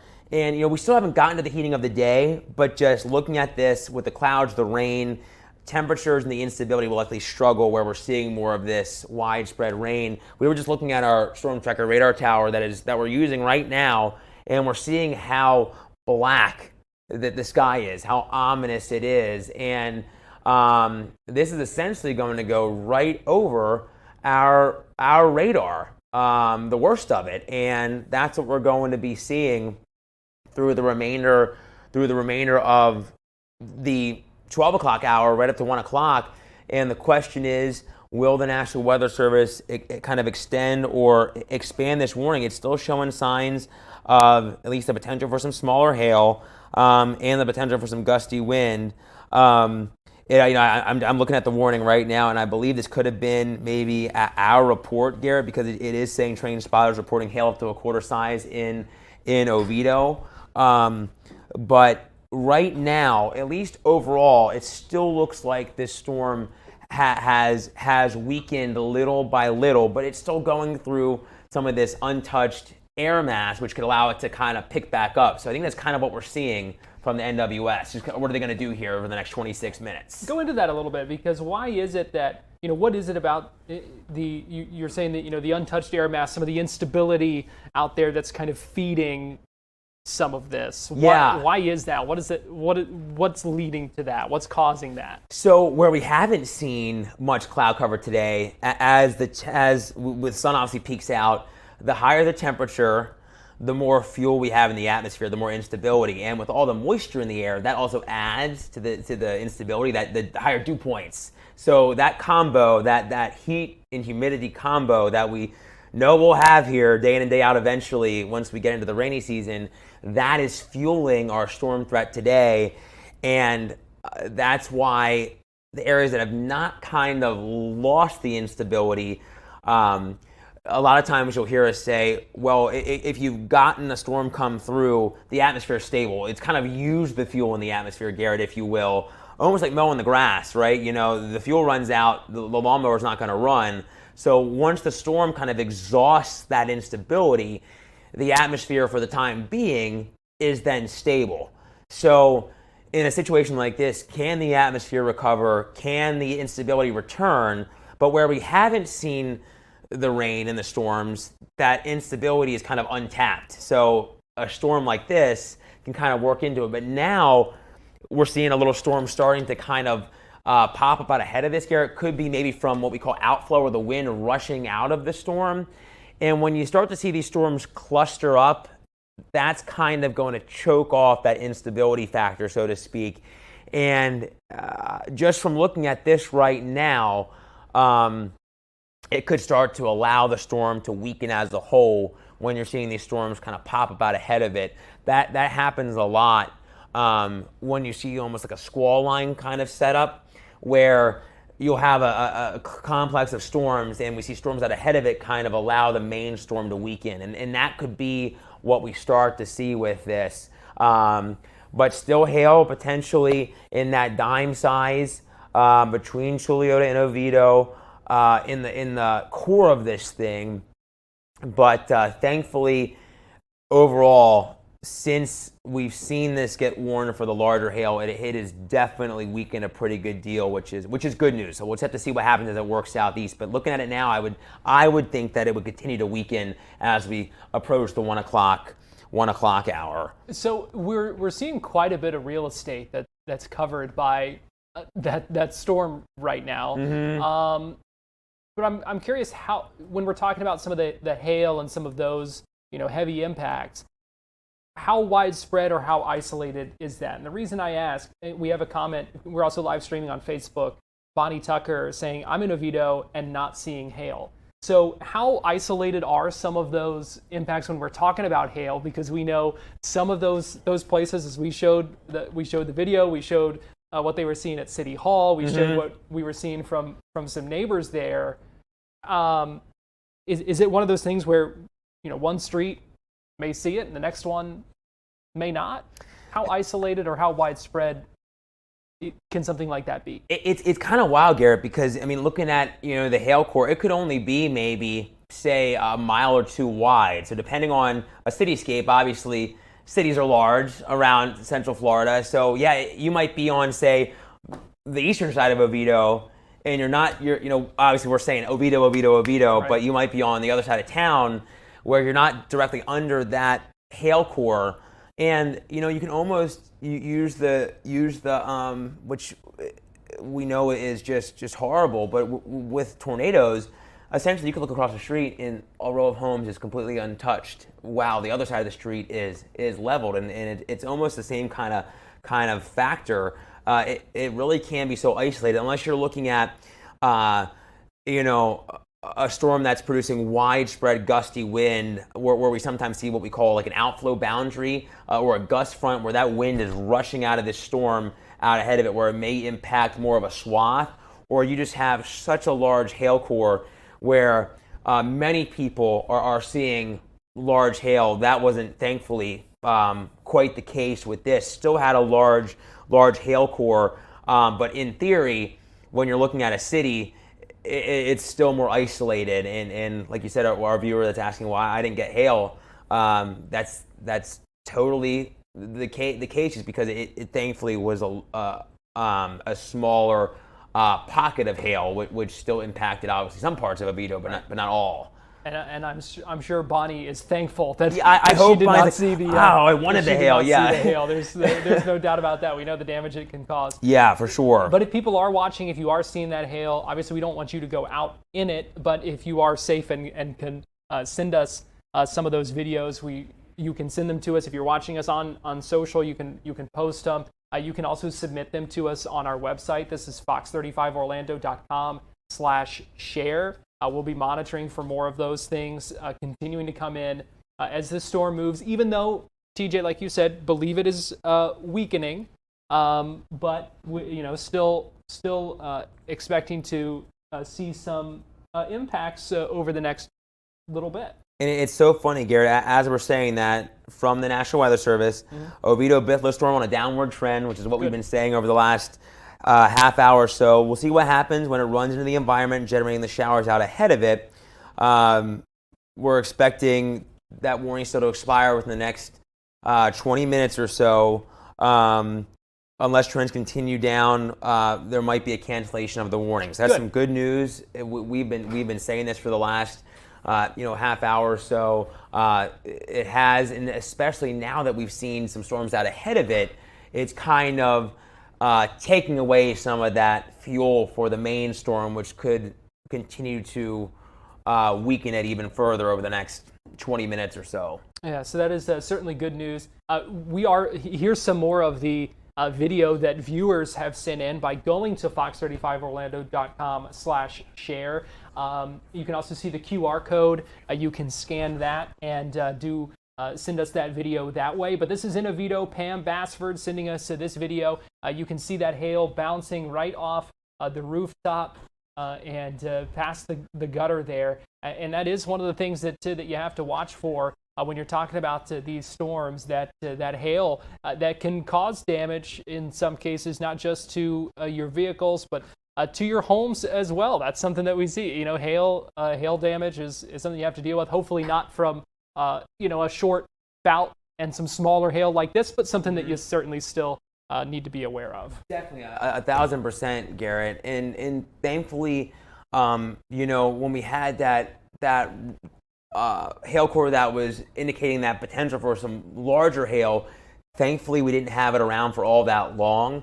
And now, just looking at the general radar trend, so to speak, it looks like there's really not, a good sign of larger hail any longer. I mean, there's still a little bit of pink. Looks like just to the north of Bithlo, and if you are in Bithlo, the worst of it should be getting there within the next, I'd say, maybe a little less than that 13 minutes. I'm thinking maybe even like 10 minutes or so. But we're seeing a lot less lightning too as a whole, Garrett, which is great. I mean, I feel like compared to an hour ago, there was so much lightning, and now we're just seeing still a handful of strikes, but nowhere near the amount of lightning we saw just a bit ago. And to that point, when we were seeing all that lightning, you were telling us that is a sign that this storm is continuing to intensify. Mm-hmm. And so now we're seeing less lightning. I assume conversely, a sign that storm is weakening. Exactly, 100%. And there is a little bit of rain now on top of Christmas, and there's some more rain kind of wrapping around Wedgefield. So overall, this storm is no longer sitting out on its own. It's no longer kind of feeding off. I mean, it still is to a degree, but not feeding off that instability quite like it was just a bit ago. And I'm looking at this too, Garrett. We from the Storm Prediction Center, we'll get what we call mesoscale discussions, and essentially it's just a discussion from the Storm Prediction Center deciding on, hey, could we see a severe thunderstorm watch? Could we not? But essentially, they're saying what we've said. Could see a few supercells this afternoon. Could have some isolated damaging wind or some hail. Monitoring that potential for a watch, a large-scale watch. But right now, they're not thinking they're going to issue one, and the chances of them issuing one pretty low, only around 20%. And we'll still have to watch that activity off to the north and west, but I'm thinking just because, even though we're going to warm up a little bit, I think the instability going to remain and check a little far to the north and west. It's still going to have some isolated damaging wind a little farther north and west of Orlando, where we're seeing that upper level low working in, but I think it's going to be more of the areas south that have a higher chance of seeing a rogue, stronger to severe storm through the rest of the afternoon and evening. I want to check in on a couple of other things that we've been monitoring throughout the afternoon, including in the area of the 417 near Lake Jessup, and you can just see how different it looks now compared to, I don't know, an hour ago so, when that storm was really hitting Oviedo hard.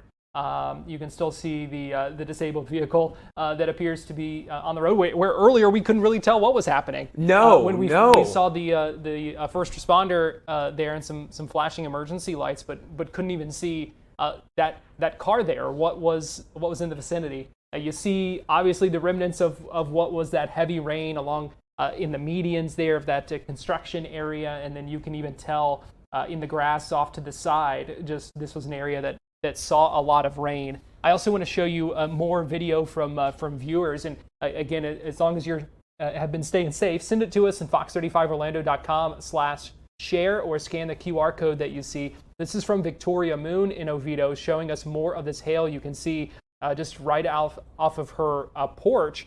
And again, you're just seeing that hit, and that's something that that we really haven't seen in a while around here. I don't think correct me if I'm wrong, but it's been a little bit since we've seen some hail like that. Yeah. I feel like it's been so isolated over the weekend, Garrett. We've seen it with these storms with the help of the sea breeze along the coast, but we really haven't seen.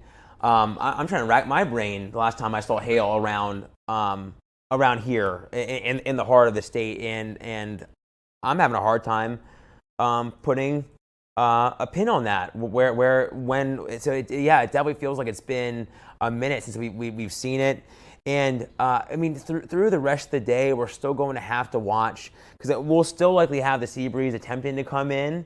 So if there are some showers and storms out there, they could pick up in areas that maybe haven't seen as much cloud cover.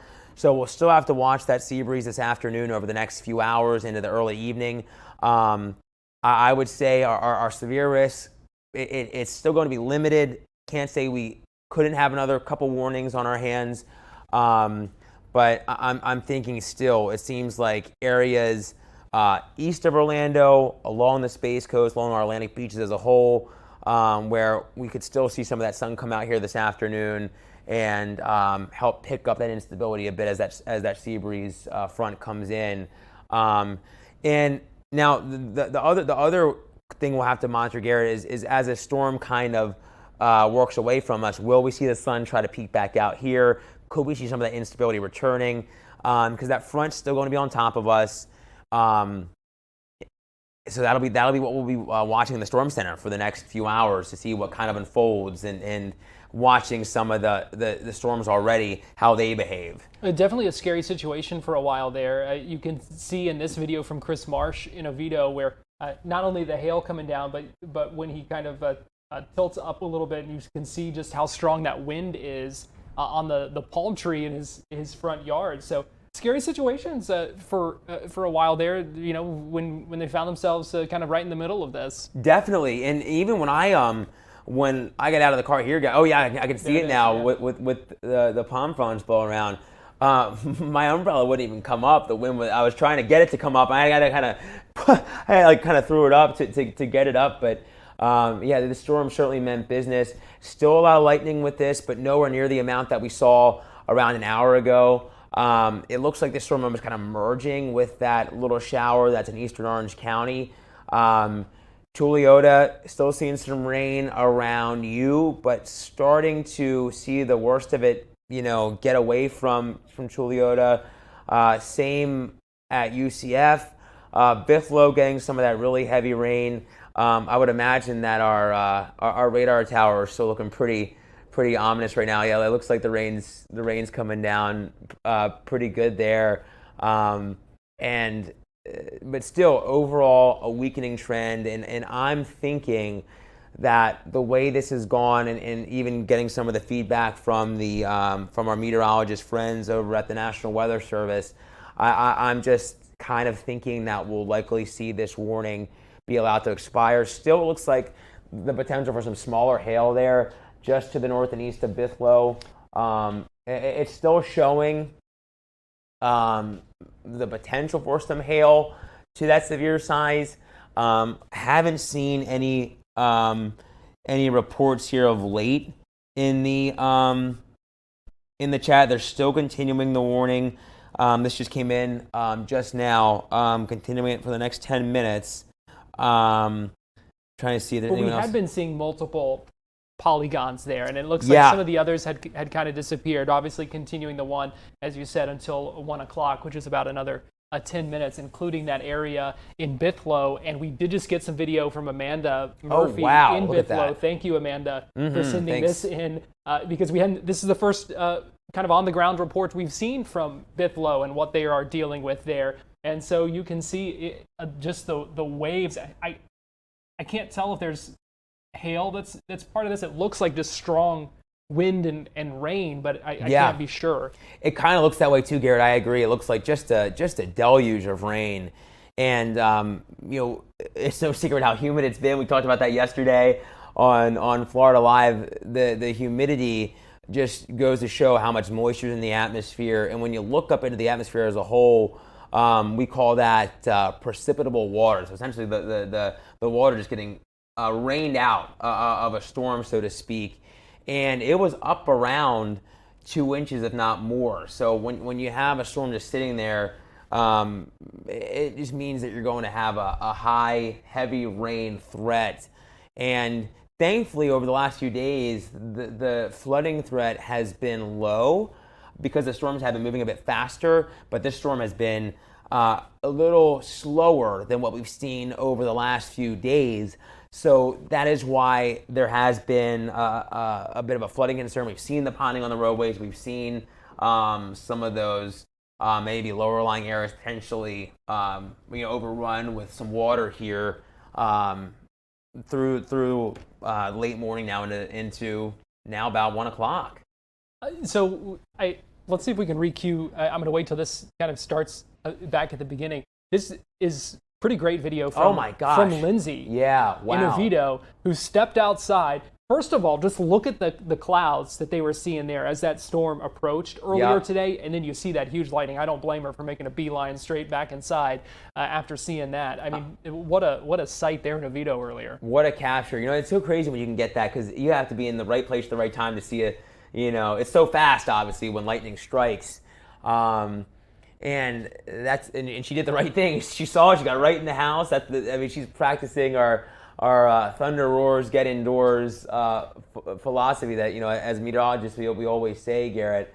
But I don't know. This is a little way to kind of tell how close that lightning is. You see the strike, and you kind of count. So boom. Thunder, 1, 2, 3. You hear you see the strike, count, you hear the thunder. That's about how many miles, roughly, how far that strike was away. So, I mean, if she saw that lightning strike and heard that thunder almost immediately, that strike was probably only, a mile or two away.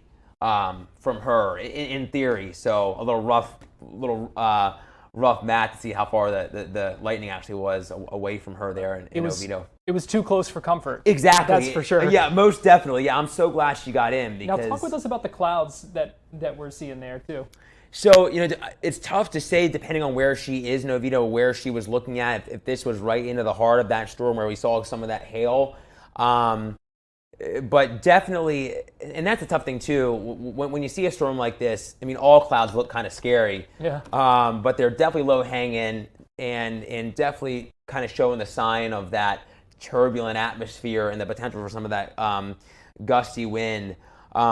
Thankfully, the classic supercell look didn't hold on for all that long, where we were kind of watching that area of rotation, because even when I was back in with Brooks in the Storm Center, Garrett, we were watching that. It was popping up on our rotation product that we use with Storm Tracker radar.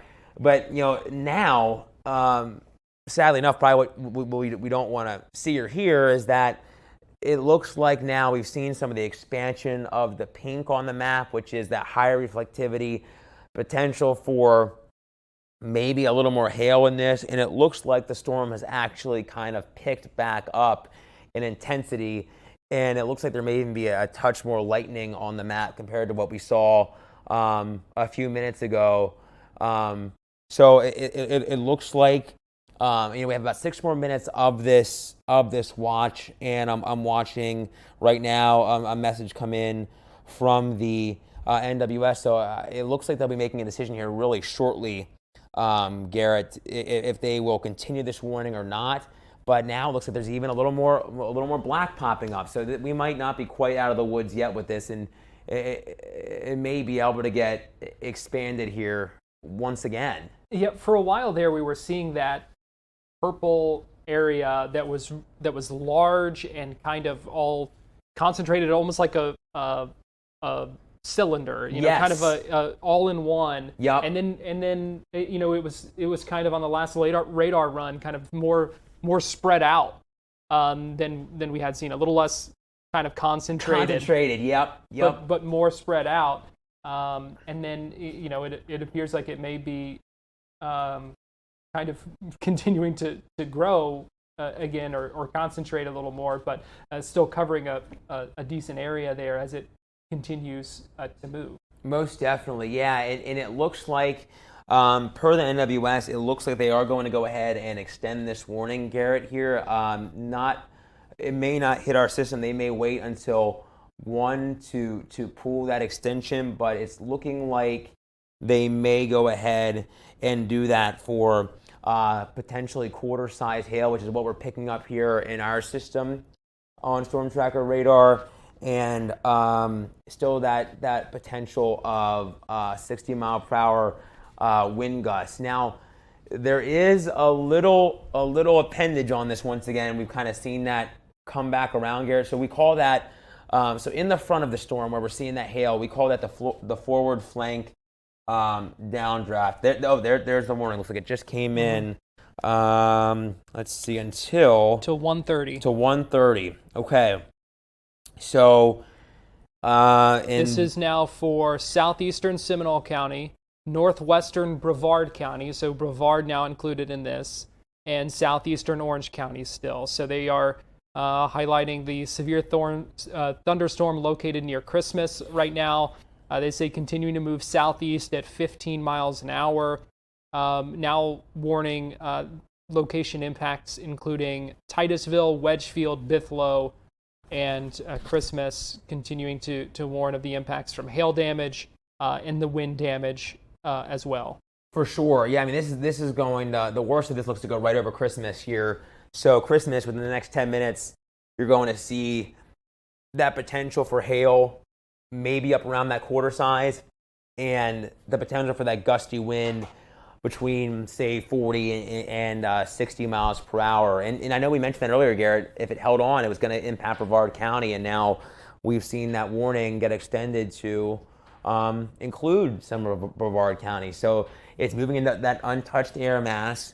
There are still some showers, out ahead of it. So it's one of those things, Garrett. Sometimes when you see storms merge, sometimes that can promote a reorganization. It could promote maybe a rotation. So we'll have to kind of see how this behaves over the next 15 to 25 minutes, 15 minutes to a half hour or so. But just because there is that little appendage or tag there south and east of Bithlo, that's what we're always watching for, the potential of any sort of organizational rotation. So we are seeing more video from viewers coming in from Bithlo. Jamelin sending us this, where you can see just how dark the sky is as she highlights for us, and how strong that rain is and has been coming down. So again, it doesn't appear like they were necessarily seeing all of that hail, but definitely seeing that rain and the dark clouds as well. Well, she says hail as well. Maybe they have seen some of that hail, as we saw the radar seem to indicate. For sure. And I now, Garrett, I feel like the storm has gone through probably a few different cycles now. It's picked up, it's weakened, it's picked up and weakened, and now it's flaring up again. Now, why didn't it just die down when we saw it? When we saw it weakening for a while there, why would it have picked back up when and where it did? So it kind of looking at where the wind is at the surface, Garrett, it's kind of right along. We say convergence, or the wind coming together. So it's kind of right along this boundary that is on top of Central Florida, and now, as we start to see this area of low pressure in the Gulf, I almost think that this front that is on top of us, it kind of had that cold front. Yesterday, it was more of a cold front, but now, as this area of low pressure is coming in, it's almost acting like a warm front. So it's almost going, as this low develops and moves across the state, it's almost going to act as a warm front leading the charge, and that's what's now draped across Central Florida. So it's kind of right along that boundary, right along that area of lift, and it's moving into overall an area that has been able to warm up today, along with the humidity. So there's definitely more instability where this storm is heading.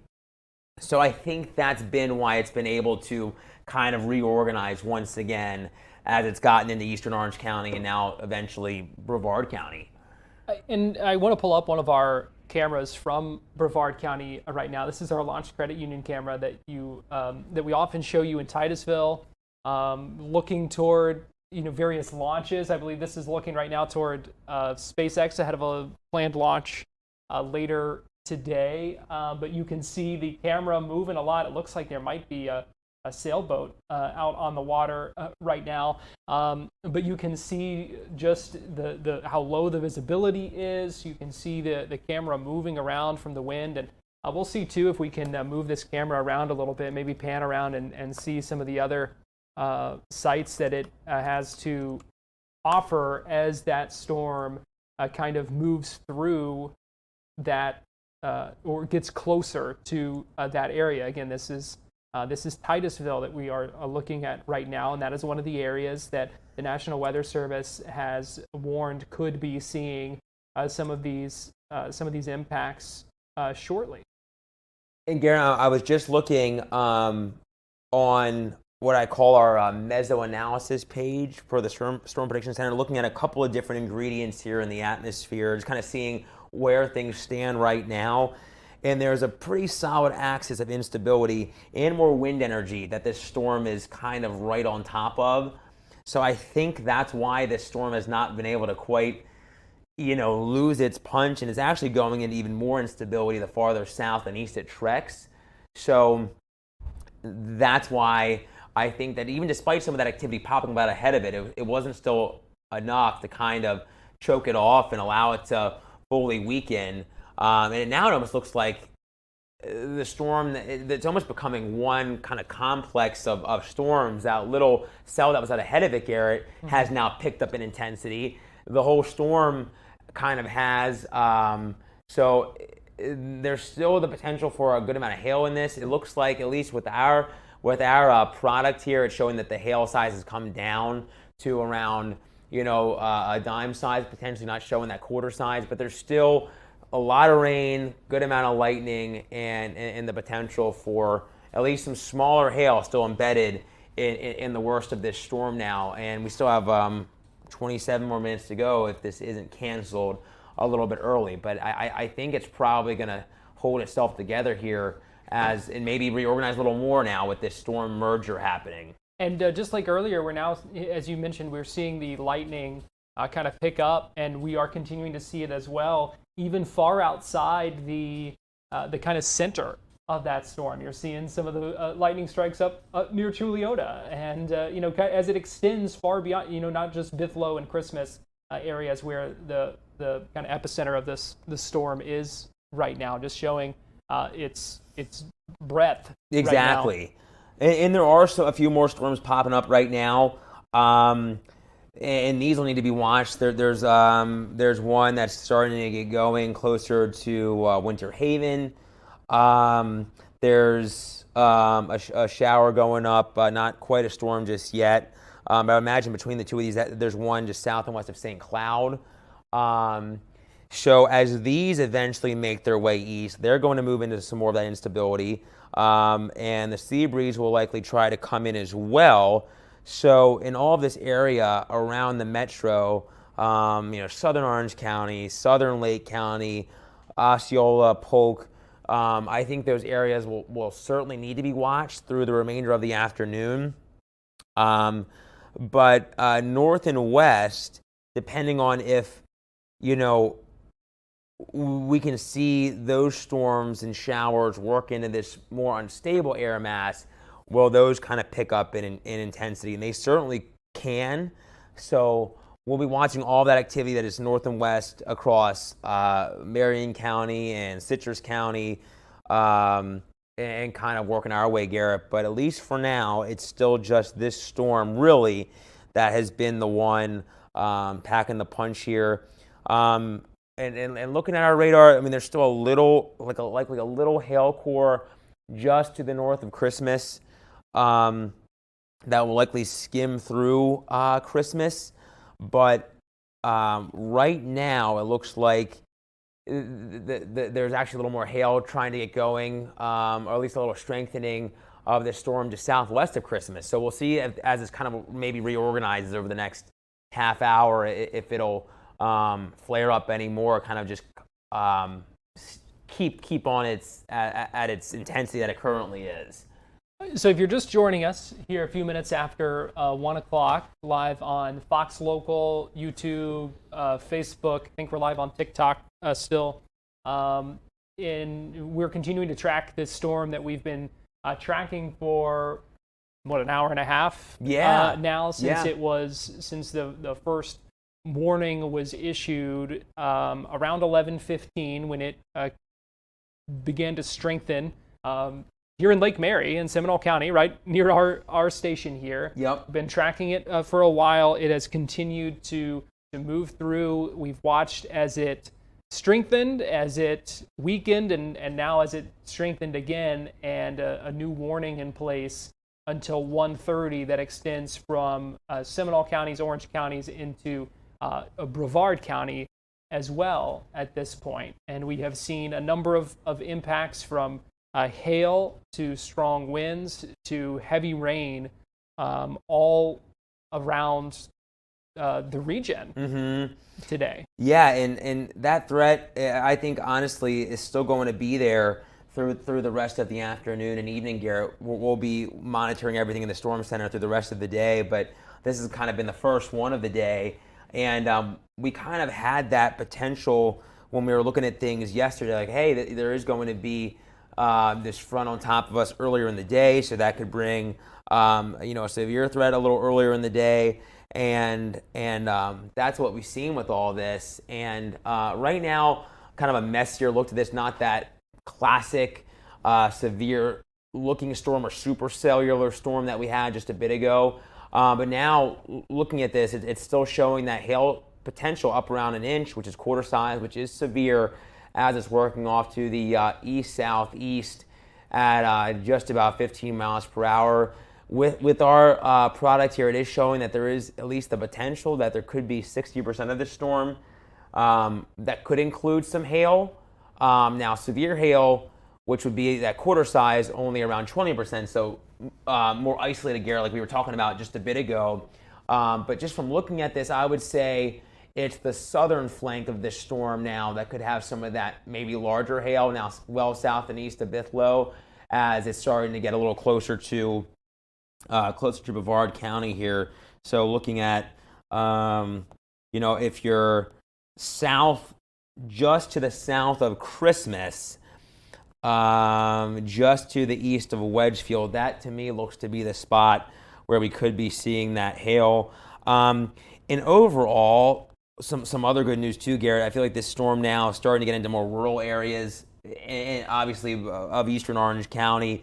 This does not include Port St. John and Brevard. Technically, the warning is about to Titusville. You're not quite in it, at least maybe all of Titusville in that warning, but thankfully there's not a ton of communities that are kind of under the worst of this right now. It's kind of splitting Wedgefield and Christmas, where we're seeing that potential for maybe some hail up to that severe limits, maybe around that quarter size. Aside from that, we are seeing, a couple of showers around Winter Park, Altamont. It's raining across, southwestern Volusia County up into Deltona, Lake Helen, some lighter rain there. And then looking back to the north and west, some embedded thunder up across Citrus County and Levy County as well. Seeing some good rain on top of Denellen, and seeing some heavier rain up along and closer to the Marion Levy County line too. So nothing warned up there, just some heavy rain, which is certainly needed, and that's been the one saving grace for today. More of us going to get in on rain today as this area of low pressure works across the peninsula.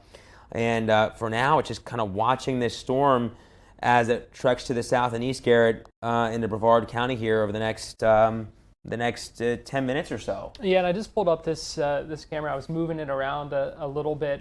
So where we're looking now, you can see kind of the border of the dark clouds and still see some of the light. But I also just saw a lightning flash as well as that storm gets closer. I also noticed on the storm tracker radar how we have seen that kind of indicator showing the hail size has gone up. It was showing about 0.75 and now showing about an inch that we need to be on guard for. There's still that potential for some quarter-size hail, and if anyone that does not know, that inch-size hail is quarter size. So when we're kind of looking at that 3/4 inch size hail, that would likely be coming in kind of around that around that dime size, I would say, or maybe nickel size in that general realm. But at least one piece of good news is that it looks like per our storm tracker radar product here, that around 20% of that hail is reaching that severe threshold estimated in this cell here, compared to I know earlier on there was more coverage of larger hail. So it's kind of pockets of it right now, not seeing that big defined hail core in that supercellular structure we saw earlier on. But still the potential for hail in this nonetheless as it's working off to the south and east. Yeah, we were just talking about the kind of purple areas and things that we were seeing, the more intense kind of parts of the storm and how it was kind of concentrated again, and now it really is not. So are we seeing this weaken now that we're seeing less of the purple there? We're still seeing quite a bit of the orange and red, though. We are. Now, I mean, there is still a lot of Brevard County right now, Garrett, that has not really seen too much rain, and there's still a lot of instability. So I'm curious to see as this kind of works into north central Brevard County, will it be able to cycle just a little bit? Will some of these hail cores perk back up? Could it reorganize? Because there's nothing really south of this storm, and that's this wind is coming into this thing from the south and east. So that's that warm, moist air getting pumped up into it. So it's certainly a possibility that we could see this pick back up in intensity, and I imagine that's kind of why the National Weather Service did go ahead and reissue that warning for just a little bit longer. I wanted to see if anybody we've gotten any emergency manager reports or storm spotter reports in the National Weather Service chat right now, and it's looking like nothing here in the last 45 minutes or so. And that's good then. If we're not seeing major damage reports or anything coming in from this, I take it as so. Yeah, I mean, not to say that there couldn't be. Right. I know that all depends on where spotters could be, if they're seeing it, if they're willing to send it in and report it to the NWS. I know it all depends on kind of eyes and ears on the ground out in the field, Garrett. It looks like now, I know it's kind of right by the little information box there on the screen. It looks like there is a little bit of black popping back up in this cell, and that would lead me to believe that there is still some hail coming down. Now, it did just, kind of come down in terms of the overall hail size. Once again, back down to that 3/4 inch size hail. But there's definitely still some embedded hail, I'm thinking, kind of on the leading edge of this as it's getting closer to northwestern Brevard County. We are continuing to get questions on social media as well, and anyone who is watching us on Facebook or YouTube or wherever you're live streaming us, feel free to put in your questions. Please, yes.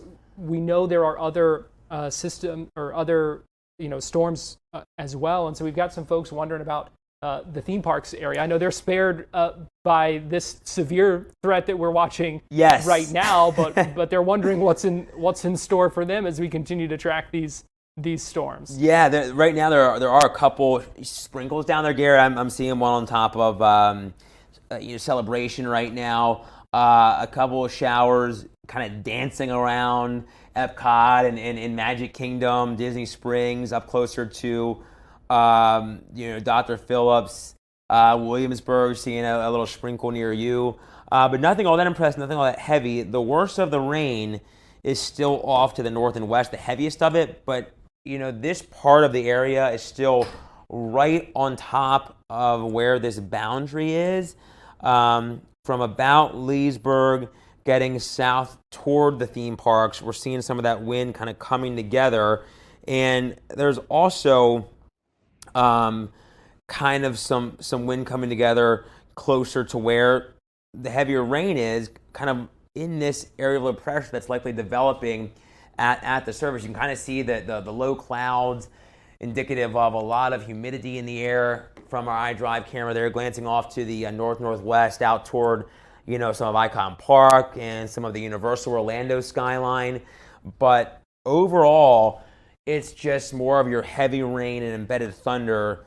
Not to say we couldn't have some, gusty wind in any of that activity, Garrett, but it's really going to be, at least for now, southeast of Orlando, where we're seeing some of these storms trying to pop up. And there are some storms out in the ocean right now, too, that have kind of worked offshore. The question is, through the rest of the day, how is the sea breeze going to play a role in this as that sea breeze comes in? And it's looking like, at least using our radar out of Melbourne, I know we've been using our exclusive radar out of Eastern Orange County, what you're seeing on screen right now. It looks like there's a boundary coming in, and this may, just because we are getting more of a dominant onshore wind, Garrett, that may actually be the sea breeze front trying to make its way on in. So we may start to see some storms trying to get going once again across some of our southern communities, a little closer to southwestern Brevard County. It looks like that might be the sea breeze. We'll have to watch. It's a little earlier than usual. Yesterday it wasn't until about mid-afternoon that we started to see that sea breeze coming in. And what would that do if that's what we're seeing? So, that would likely try to pick up, some of these storms if they've already developed. If not, it would be maybe igniting some storms just on its own as that sea breeze starts to come in.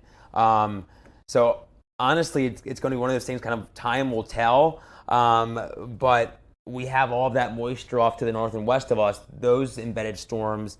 So could the question be, if the sea breeze encounters those, will it kind of intensify those? That's certainly a possibility. I think it's just going to be kind of a messy setup through the rest of the afternoon because of kind of the multitude of factors in the atmosphere. It's kind of tough to pinpoint exactly how it's all going to come together, but just looking at it all and just as seeing how things have developed over the last few days, we've seen these sea breeze collisions and we've seen these storms intensify. I would think that the potential is still there for anything out there to pick back up later on this afternoon. And we've got some new video in from let's see, it looks like Anna. Let's pull the live bug down and we can see the it might be the Anna name there. Anna, I think in Christmas. Yeah, Anna sent this to us, showing us the heavy rain in that area as the storm moved through. You can also share your photos and videos with us. Of course, stay safe. We don't want you putting yourself in any sort of danger to record these things. But if you have recorded it, send it our way. fox35orlando.com/share. You can also scan the QR code that you see right now. So many of these places getting dumped on by rain in areas that have been fairly dry for a while now. Yeah, to see the rain coming off the house like that or the gutters, I would hope, obviously we don't want the flooding, but it's definitely a welcome scene because so many spots have not gotten the rain, have not seen it And I think today, if you haven't gotten it over the last few days, hopefully today is your day where most of us will see a nice soaking of rain, Garrett, as this area of low pressure kind of works across the Sunshine State. I wanted to go back into this discussion from the Storm Prediction Center, and they've kind of talked about what we've been saying, just how with this area of low pressure upstairs in the atmosphere, as that approaches and the sea breeze starts to come in, or maybe less than ideally, we would see more storms pick up, and they would kind of feed off of some of that instability. So I do think we're going to see more numerous storms through the remainder of the day. There could be some embedded, more supercellular storms that could develop, but overall, I think just looking at the radar, it's probably going to be more messy. We won't probably have as many isolated storms. It's just going to be just a lot of us seeing likely, heavy rain and storms as we head through the afternoon. Could that be more severe warned storms, or would that just be kind of run-of-the-mill thunderstorms? I think there could be still that potential for isolated severe, especially in areas that will ideally see some of that instability, or again, less than ideally see that instability as we head through the afternoon as temperatures continue to warm up, because areas south of Orlando haven't really seen much rain, and I think there have been some breaks in the clouds where temperatures have been able to rebound. So that would likely fuel that instability and fuel that threat of still stronger to even embedded severe storms. So we are continuing to track this and the potential impacts as it moves toward Brevard County right now. I want to show some more video. We got into our newsroom showing hail earlier in Oviedo, and you can see it just kind of piling up on the turf by that slide and just bouncing right off. So we have not seen quite as many reports of the hail in the last little bit. So if you have seen it, send it our way, fox35orlando.com/share. You can also send it to us on social media, however you are watching us right now. Okay, I want to go back to the radar here, TJ, because I know we were talking again, and I'm going to pull down the super for a minute so that we can see a little more. We had talked before about the tag on the storm. What are you seeing now? Do you still see that? Has it gone away? What are you?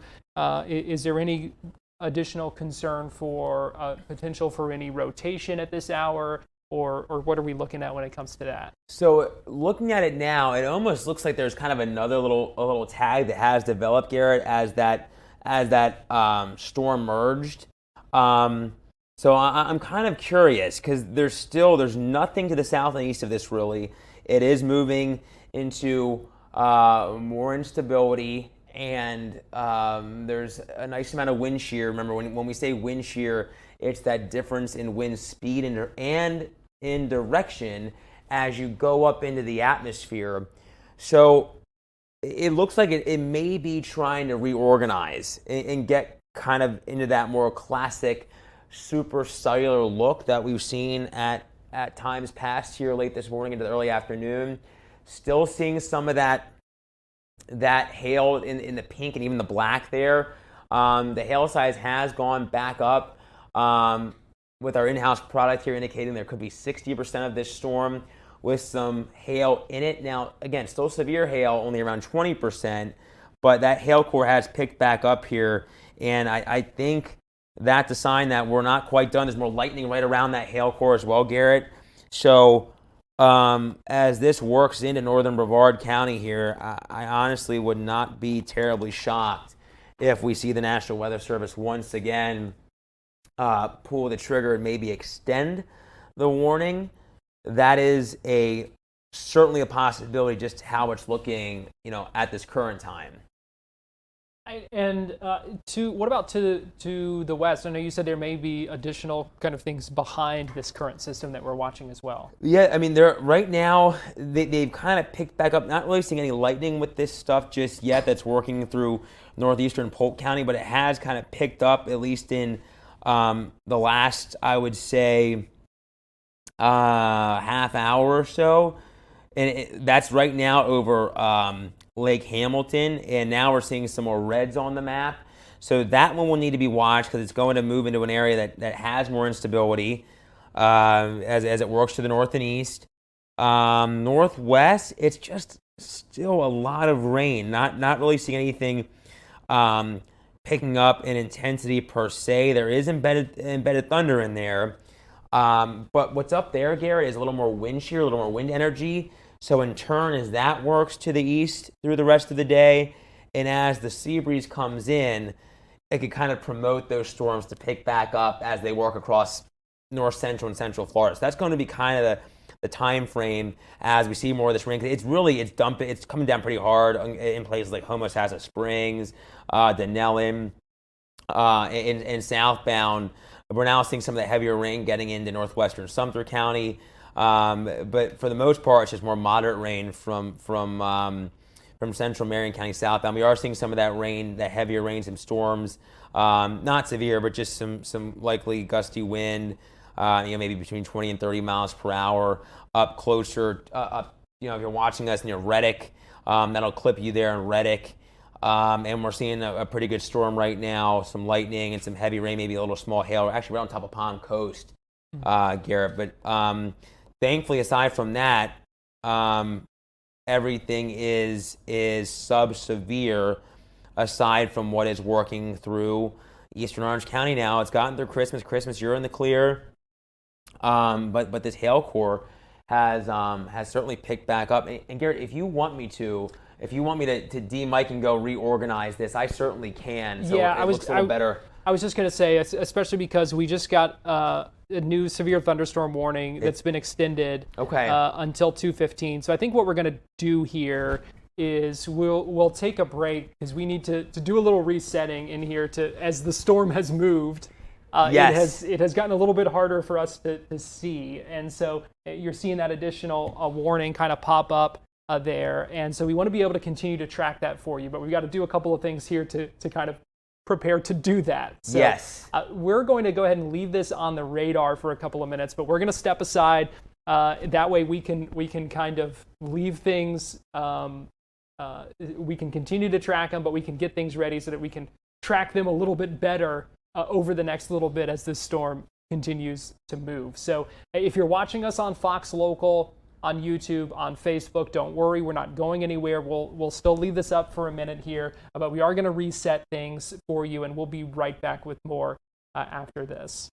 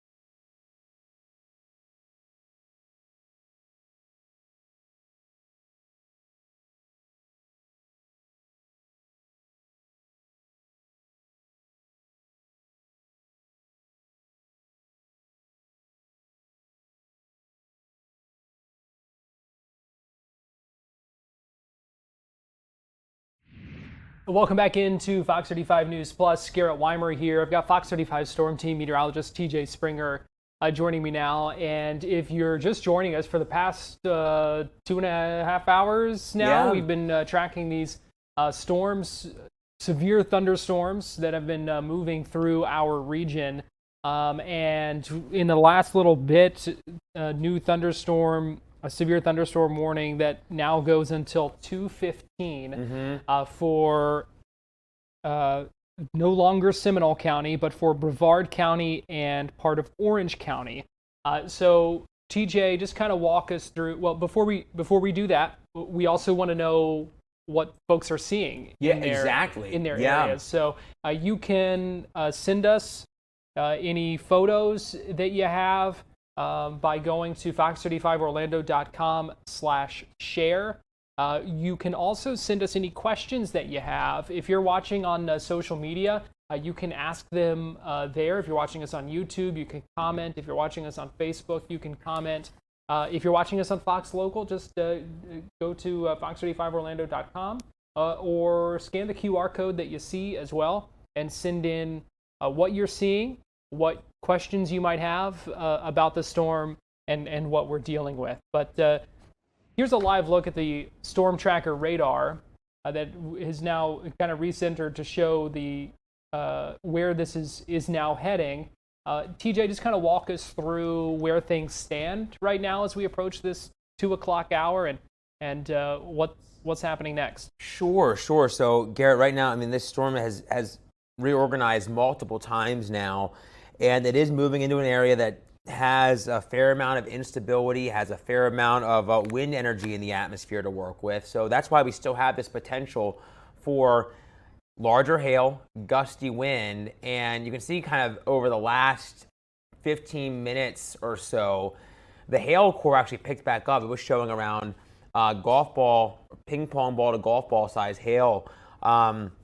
Thankfully, it has come back down just a little bit here over the last 5 minutes or so, but there's still a hail core, and this is going to go right toward Bellwood, right toward Port St. John within the next 20 minutes or so.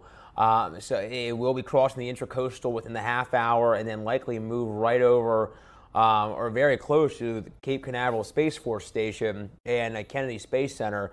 It likely will miss you. The way it's looking right now is kind of taking more of an east to southeasterly jog at around 15 miles per hour or so. So that would mean likely missing you in Rockledge, likely missing you in Cocoa. But and I'm looking right now, it looks like this is trying to tighten back up just a little bit. It may be kind of cycling once again. There's a little tag trying to reform. And this is, again, it's getting closer to the coast, which in turn is getting closer to that sea breeze. So this will certainly need to be watched over the next half hour or so as it moves toward the coast. But Garrett, still this severe thunderstorm warning until 2:15, and kind of widening the scope just a little bit. You can kind of see it's out there on its own. There's really nothing south of it. There's nothing kind of hindering it, so to speak, from reorganizing. And that's kind of been the case throughout the morning, thus far into the afternoon. This has been hugging Cheney Highway. It's getting pretty close to US 1. And we've been seeing that hail core kind of hugging just to the south of Cheney Highway as well. And now it's going to be watching what is out to the west. It looks like there's actually a tornado warning now, Garrett, not for us, but on the Gulf Coast. That's a sign that there is, even though this stuff has been sub-severe, there's more wind energy with this area of low pressure upstairs in the atmosphere working eastbound. So as the sea breeze comes across the state, comes inland off the Atlantic side, off our East Coast beaches, we're going to have to watch all of this coming eastbound, because I do think that there is going to be the potential, as we've kind of been talking about through the last few hours, of isolated severe storms through the rest of the afternoon into the evening as this area of low pressure kind of crosses the peninsula. So some of that energy that is causing that tornado warning along Florida's Gulf Coast could be kind of heading our way eventually later today. For sure, yeah, and it's kind of interesting to see how they will behave with the help of that sea breeze, because all of essentially southern Sumter County, Polk County, Osceola County, and even a good bit of Brevard County hasn't really had much rain today, and we've been able to see all of this instability build, and in turn the fuel for these storms. I'm looking right now at some of the instability here across central and south central Florida, and there's a fair amount of it to work with.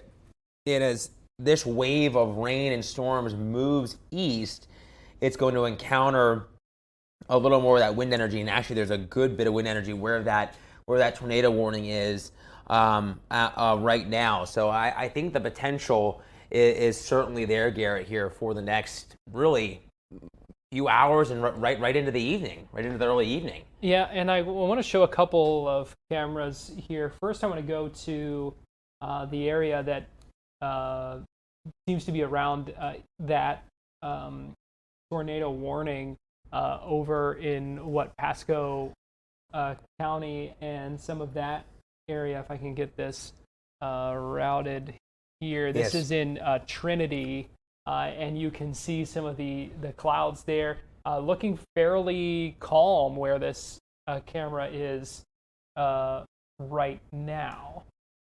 And I'm looking at it right now, guys. I'm actually pulling up the Tampa radar site, just trying to see how this looks over there. But yeah, it is in effect for Pasco County until that is until 2:30 this afternoon. So about another 40 minutes. Here's another camera now in Tarpon Springs, where you can see the rain coming down. And then I'm going to play another one. That camera may have been closer to Newport Richey. And then this one in Tarpon Springs from the fire department, looking up into the sky there. And then here's one in Lando Lakes as well that you're going to see here in just a second. And we'll see what the conditions there, where you can see, just a harder, lower visibility and all that in that area right now. I'm looking at this. I know we don't have it up right now, Garrett. I'm just looking at the velocity with this. It definitely looks like it's a really strong velocity. We say couplet. I'm looking to see if there's any sort of debris getting lofted. I know it's this is our radar here, our exclusive radar that's showing all the moisture we have. But I'm using Tampa's radar here on my phone, and just looking to see if anything is getting lofted in the air. But there's definitely a strong area of rotation that will be working eastbound toward Hudson, Florida, Bayonet Point, Florida, as it works eastbound. So that will need to be watched as it makes its way into eventually, if it can hold together, western Sumter County and western Lake County as it comes eastbound. So that'll be something to watch. It just shows that there's definitely a lot to work with in the atmosphere here today. And there's another area of rotation, just offshore of Clearwater. So we could be dealing with more tornado warnings potentially out on the Gulf Coast as this whole area of low pressure shifts eastbound. Now let's talk about the storm in Brevard County right now. I've got this look from our Launch Credit Union camera in Titusville, where you can see the dark clouds that are there as that storm moves through the area as we approach the 2 o'clock hour. Yeah, and there it is right there, Garrett. It's certainly getting closer to the intracoastal, and it definitely looks like there is still.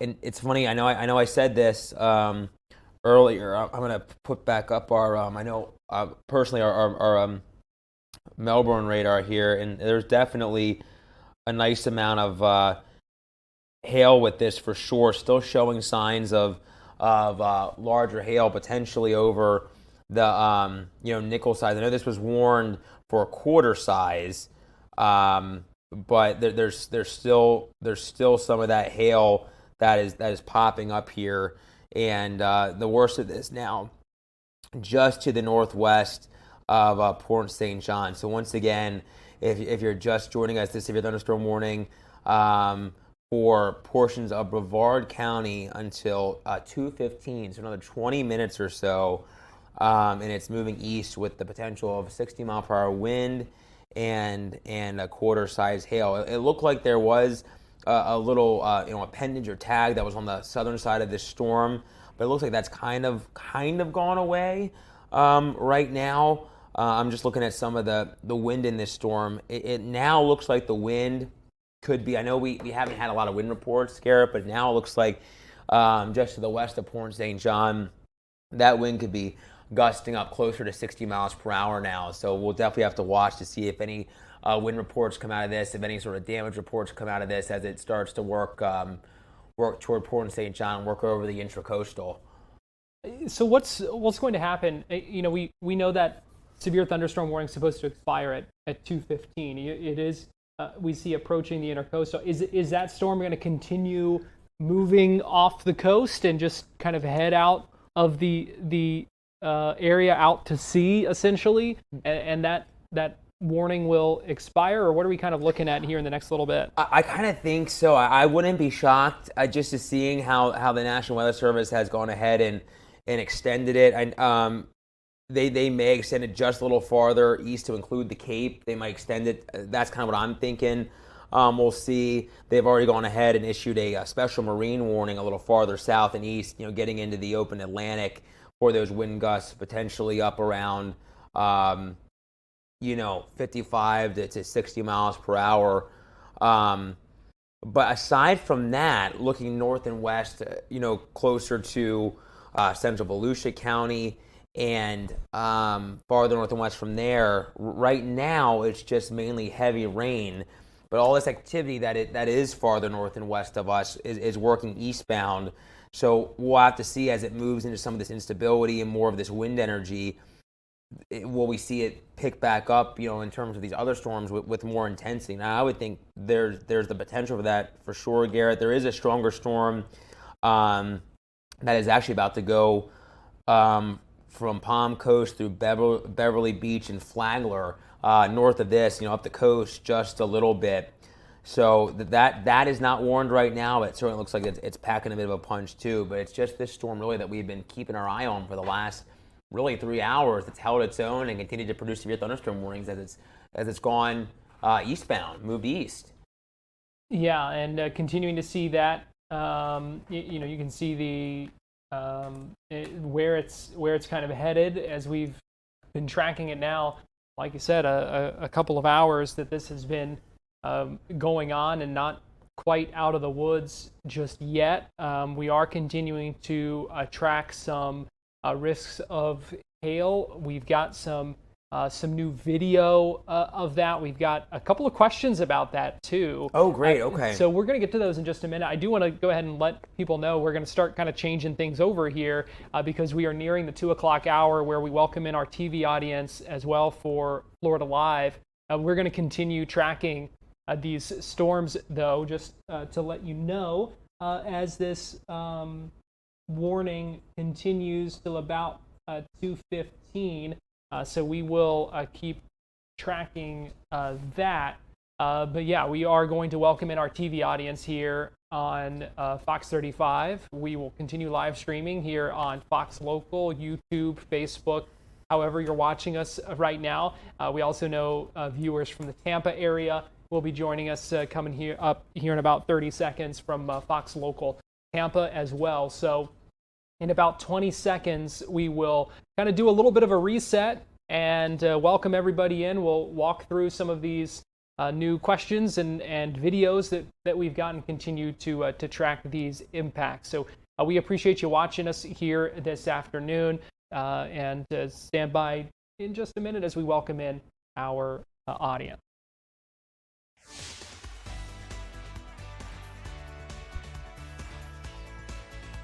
Florida Live starts now. Well, good afternoon to you. Welcome into Florida Live. Garrett Wymer here, and thanks for joining us. I've got Fox 35 Storm Team meteorologist TJ Springer with me, who's been with me now for more than 2.5 hours. Florida Live, Garrett Wymer here, and thanks for joining us. I've got Fox 35 Storm Team meteorologist TJ Springer with me, who's been with me now for more than 2.5 hours as we've been tracking these severe thunderstorms that have been moving through our area. It started around 11:15 with that first warning that we got when it was kind of right over Lake Mary and Seminole County. It's continued to track through. We've got about another 15 minutes left on this severe thunderstorm warning that is now moving into is in Brevard County. And so, TJ, get us up to speed here. Then we've got a couple questions that folks have been asking on social that we want to answer as well. So where do things stand at this 2 o'clock hour now? So right now, Garrett, there's still the potential for some larger hail in this, and this has been the case through the last really few hours, through the entire existence of this supercell as it moved from Seminole County into Orange County and now Brevard County, moving more easterly now with the help of some of that upper level wind. And you can see it's about to cross the intracoastal. It'll be in Courtney here in just about a half hour from now, but in Bellwood, it's knocking on your door. A lot of lightning and the potential for hail getting over that dime to nickel size, potentially up to around a quarter size now. So we'll watch this, and there have been more indications of some stronger wind with this storm as it's been moving toward Port St. John. Could have wind gusts potentially up beyond 40, 50 to as maybe high as 60 miles per hour now on top of Port St. John. And that warning, I wouldn't be shocked if it does get extended just a little bit longer. Right now, we've been kind of monitoring what's been said by the Storm Prediction Center and, the meteorologists there, at least currently not looking at a large-scale watch, at least as trends have gone. But we've already been talking about tornado warnings on the Gulf Coast, and that just goes to show there is a lot of wind energy with this area of low pressure that's crossing the peninsula, Garrett. And as the sea breeze continues to come in and all of that kind of collides, so to speak, I think we'll have to watch for more severe thunderstorm warnings and even potentially, we can't rule out a tornado warning or two just with some of this higher wind energy above us here on the ground. Yeah, so something for us to continue to watch. You talk about the hail impacts, and that is something that we have been tracking throughout the day. I want to show a couple of those videos, especially from Oviedo, where we know they were hit pretty hard earlier today. We've gotten quite a bit of video, and if you have video, we certainly don't want you risking your health or safety at all to get that. But if you've got it, fox35orlando.com/share and send that to us. Here's some of the video from the city of Oviedo. Posted this at City Hall showing some of the pea-sized hail. We are also now getting some more reports and seeing some of the damage there. City of Oviedo posted this. They've got public works crews out that are clearing debris right now from right-of-ways. And so this was a storm that did cause some damage. It knocked down a tree in Alafaya Woods that went into the road. So they're warning folks in that area to just be on the lookout if you are driving. There may be limbs down, there may be branches down, there may be trees down. That is the extent of the reports we've seen there so far. But we also want to know what questions you might have about this and what we're tracking this afternoon. So you can scan the QR code that you see on your screen right now and send some of those questions in. We do already have a few, including one.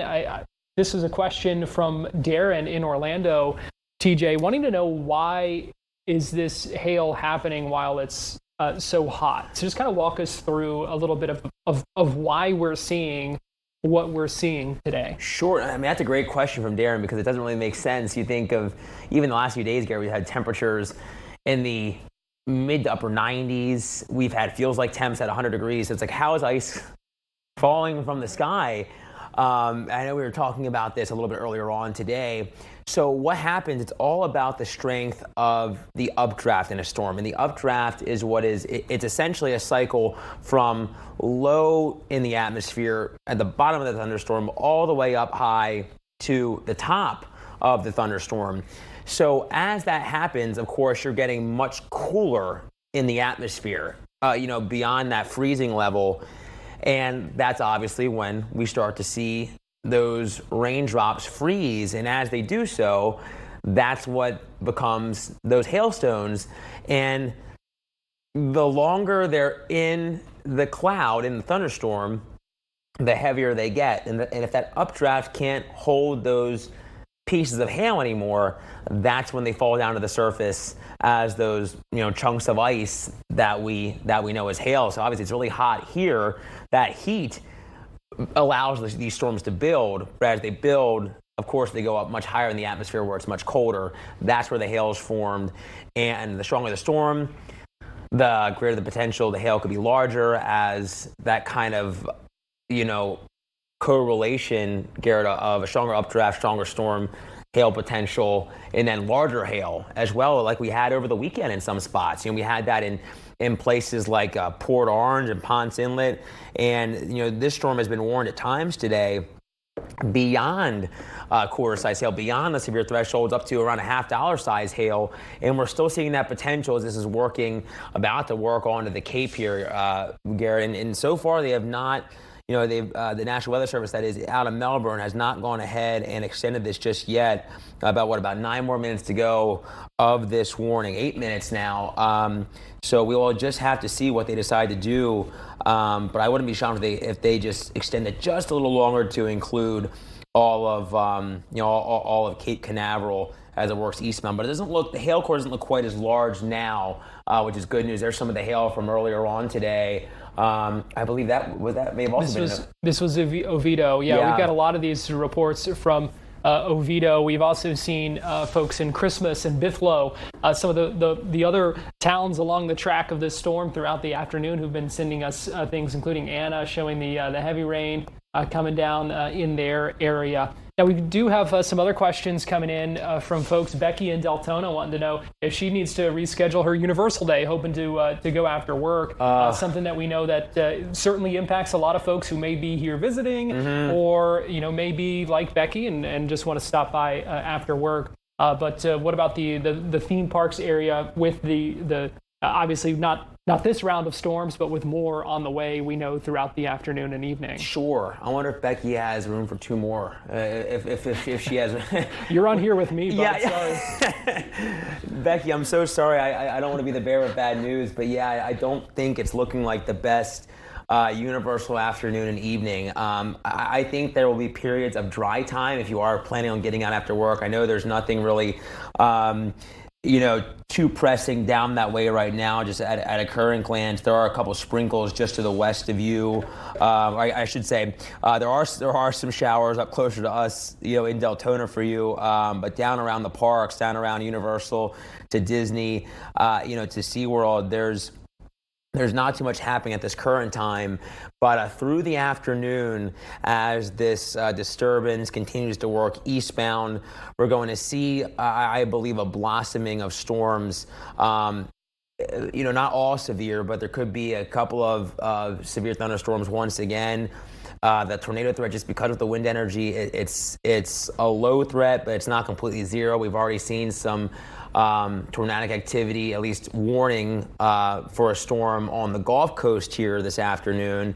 But I think we'll see that potential for at least a little rotation around the heart of Central Florida here, the heart of the Sunshine State, as we go through the evening. I think probably the window for severe weather kind of starts to go away, Garrett, once we lose that heating, probably 8, 9 o'clock, kind of like yesterday. But I think, honestly, from now through early evening, as this whole wave works in, I think we'll likely see some more development of storms. So just about 5 minutes away from the expiration at this time of the severe thunderstorm warning, Mike, who lives in Cocoa Beach in Brevard County, he's wanting to know, they live by the beach in Cocoa Beach, should they be worried for their dogs there? Is this going to, it looks right now it's staying a little more to the north there, but is that something that folks in Cocoa Beach are going to need to be worrying about in the next little bit? I think right now, Garrett, the way it's looking, I feel like it is moving more east-southeast. So, Mike, this should miss you in Cocoa Beach, which is good news. I'm sure if you get outside right now, you can probably see the lightning and hear the thunder looking northbound up the coast a bit toward Cape Canaveral. But no, this should just move offshore. There are a couple of downpours now developing. Nothing stormy just yet, but a couple of showers in northeastern Osceola County that may drift towards you in Cocoa Beach here over the next hour to two. But right now, Mike, I think you're probably okay, despite hearing that loud thunder. I think you'll get some rain for sure today, but I think it's just going to be waiting for more of this activity from the west, and as it develops, moving east through later on this afternoon into the evening. So I think you'll get some rain, but just not with this severe thunderstorm the way it looks right now. So no extension yet, at least, of this severe thunderstorm warning. Do you think they're going to let this expire here in about 4 minutes, or do you think we might see another extension here? I'm actually hopping on right now to see if there's been any correspondence. It's looking like, per the NWS right now, this was just a minute ago, letting the severe warning expire as intended. The storm has weakened significantly, not planning on any follow-ups at this time. So that seems like some good news. We'll see them let this one go, and now I think it's kind of a wait and see kind of moment as these storms move eastbound. Yeah, can you zoom back out on that radar so we can kind of show folks the full view of the state that I know we had a little bit ago? We got a little bit more of that. Excuse these views. I know we were zoomed into this cell. I'll get right back to there's our wide scale view. Go. So now we can kind of see the perspective of what might be coming next. Meanwhile, we continue to see that tornado warning in Pasco County. Yes, and that actually had a really solid signature, Garrett. Not what you want to see with something like this. And you can see how much rain. I mean, there's just a ton of rain with this. And I'm taking a guess that I'm seeing wrong. I imagine that Storm Team Meteorologist Noah Berger might be now behind the scenes and driving some of this, which I very much so appreciate.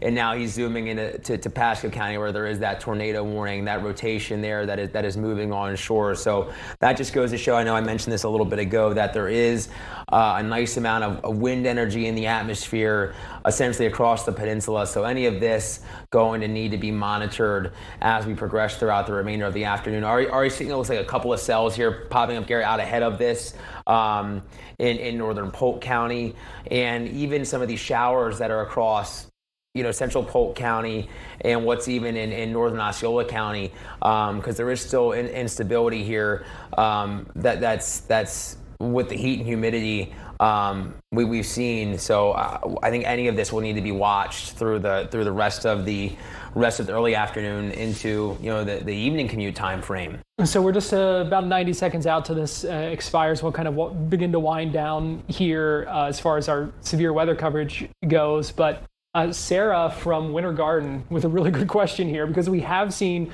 quite a bit of rain today from this system.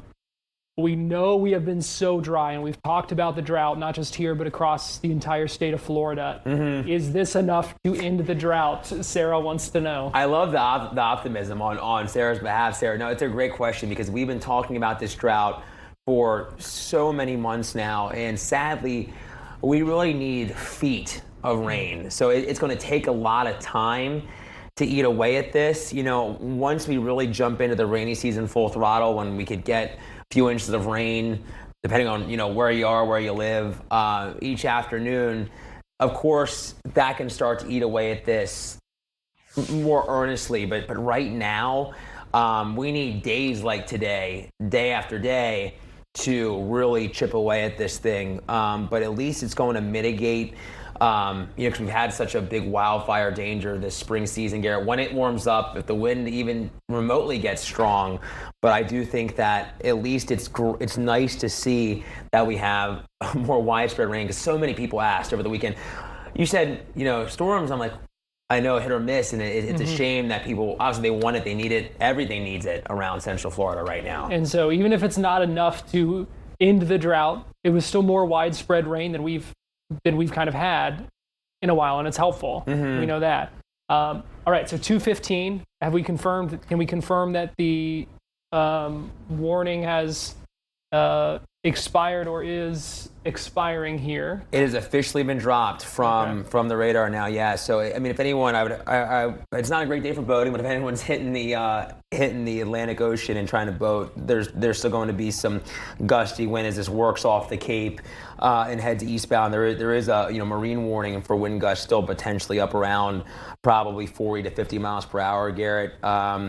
Let's see there. Maybe still some small hail. Looks like there's still a little hail core with this, but yeah, wind gusts probably between 40 and 50. And aside from that, now it's just kind of a bit of a waiting game. There is a stronger storm now. No special weather statement or anything like that, but it looks like this is now about to get into north central Sumter County. It's on the Sumter County line right now, and that's kind of moving east southeast. So all of this now, as it's moving into this instability and greater wind energy, should allow it to start to, I would think, pick up little by little through the next couple of hours. So this, after 3 hours, we had 3 straight hours of severe weather coverage as we tracked multiple severe thunderstorm warnings across the area. So those have now expired, but like you said, we're not out of the woods yet, as more storms could move through the area. So certainly stay tuned in, pay attention to everything. Make sure you get the alerts on your phone, because it's going to be something that we'll need to continue tracking throughout the evening. For sure. And I know yesterday we didn't have a ton of coverage. Today, obviously, a lot more coverage, a lot more of us across north central and central Florida going to see the potential for heavy rain and thunderstorms and severe weather. Still, at latest check-in, that kind of discussion that the Storm Prediction Center put out, talking about the current conditions, the current setup, with the ingredients for severe weather that we have, still a low-end risk, a low-end chance that we would get a watch. So right now, no severe thunderstorm watch or anything like that. But I think they're probably looking at the latest trends as we are, Garrett, and just kind of seeing how things unfold over the next couple of hours, if that would be warranted. And of course, if that's the case, we'll be in to let everyone know for sure. That's right. So keep it here on Fox Local, on Fox 35. We will keep you up to date. If you're watching us here on Florida Live, we're going to take a quick break right now. We'll be back with some other news. TJ, we appreciate you. You've been with me the last 3 hours here as we've been tracking these storms, and we'll let you go ahead and get ready for the next round. Yeah, for sure. And of course, we'll be live at 3:30 with Fox 35 Weather Plus. If anything, I would imagine then we might be picking up a bit. We'll bring the latest in. And of course, tonight on Fox Local and Fox 35. All right, TJ, thank you. Right now, give you a live look at downtown Orlando from that camera as we take our first break here on Florida Live. Keep it here, and we'll be right back.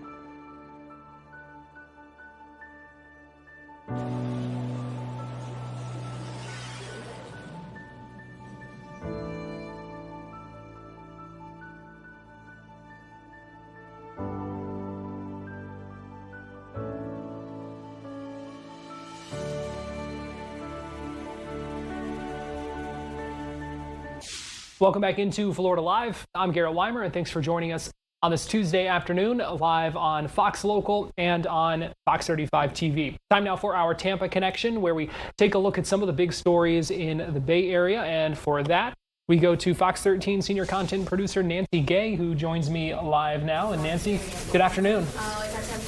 Good afternoon, Garrett. Well, Bradenton mother is facing charges after her 4-year-old daughter drowned Saturday night at an after-hours pool party in Bradenton. Now, we're being told that 32-year-old Rosette Pierikis initially told police that she had left her 4-year-old daughter in a lounge chair to use the bathroom, and that she had asked 2 other children to keep an eye on the little girl. However, Bradenton police say surveillance footage from the Kendall Ridge apartment complex tells a very different story. Detectives who reviewed that footage say the young girl got into the pool without her mother's knowledge and went under the water 3 minutes later. And according to the arrest affidavit, Pierikis was not supervising the child because she was looking at her cell phone and walking around the swimming pool deck. Police say the party continued well after hours, and by the time officers arrived just after 9 o'clock, the little girl had been submerged for a significant amount of time. Pierikis reportedly admitted to investigators that her daughter did not know how to swim and that she hadn't asked any adults to watch the child. She also admitted to drinking 6 beers. Police say a breathalyzer test put her blood alcohol level at 0.124, which is well over the legal limit. Despite officers attempting to perform CPR at the scene, the child could not be saved. Now, her mother was arrested just hours before Mother's Day and is charged with child neglect causing great bodily harm. She remains in jail and is scheduled to appear during her first arraignment, and that takes place on June 26th. Garrett? Disturbing details in that case. Meanwhile, Nancy, folks in Plant City say they're frustrated in many cases and wanting some change. What's the situation there? Yeah, residents packed a commission meeting last night because they are wanting protection, but they're also demanding transparency after a series of violent crimes involving guns, including a quadruple homicide that claimed the lives of a mother, her 2 children, and their grandmother. Those victims were found at 2 separate locations on May 3rd, one on West Trevor Street and another on North Burton Street, both of those in Plant City. And since then, neighbors say they've been left in the dark as police have yet to release the victims' names or specific details about how they died. One community advocate and domestic violence survivor, Haley Milks, urged the city to establish a dedicated domestic violence unit. She says similar units in other cities save lives and that Plant City needs to do more to protect women and children. Other residents, like Ariel Woods, told commissioners they believe law enforcement failed the victims, claiming the mother had reached out for help before she was killed. And while some questioned how the police budget is being spent, Mayor Nate Kilton defended the department's efforts, noting that officers are working hard to solve multiple violent cases. This includes a separate shooting this weekend on East Alabama Street that led to the arrest of Archie Wright. City Manager Bill McDill released a statement saying these were not random acts of violence. He says investigators are working around the clock with the state attorney's office, but cannot release any more information without compromising the case. In the meantime, police are asking anyone with security camera footage from the morning of Sunday, May 3rd, near the crimes to come forward. And Garrett, we learned that another shooting that took place over the weekend, the suspect, a 19-year-old in that case, did turn himself in to the Plant City Police Department yesterday afternoon, so that led to charges in that case as well. We are told that the suspect in that case allegedly shot his girlfriend's stepfather after the two got into an argument. So residents in Plant City are very concerned about the number of recent crimes. They do believe most of those crimes did happen due to gun violence. But again, they are most concerned with the quadruple homicide that took place on May 3rd involving a mother, her two children, as well as the children's grandmother. Yeah, understandable concerns. And finally, Nancy, a new tool that the Hillsborough County tax collector is using that's getting a lot of attention there. Yes, we all know that going to the tax collector's office can sometimes feel like a chore. It can take a long time. You're sitting there, you're waiting. So Hillsborough County is now bringing the tax collector's office to the community, and this is done through the Miles bus, and Miles stands for Mobile IDs, Licenses, and Essential Services, and it is designed to bring the tax collector's office directly to the community. Riverview resident Frank Hopkins was one of the first ones to use the bus while it was parked at the Brandon office. He actually used the unit to switch his real ID from Virginia to Florida. He said the process was quick and simple, especially compared to waiting for an appointment or standing in line inside a traditional branch. The mobile office is equipped to handle the same services available at a brick and mortar location. That includes renewing licenses and registrations, processing titles and plates, and even purchasing hunting and fishing licenses. There's also a vision test station on board. Now, Nancy Malone, she is the Hillsborough County tax collector. She says this project has been a long-term goal for her office, and it's only the second mobile office of its kind in the entire state of Florida. The bus features an ADA-compliant ramp and other accessibility features for residents with disabilities. And beyond parking at branch locations, the Miles bus will travel to senior centers, libraries, and neighborhood events.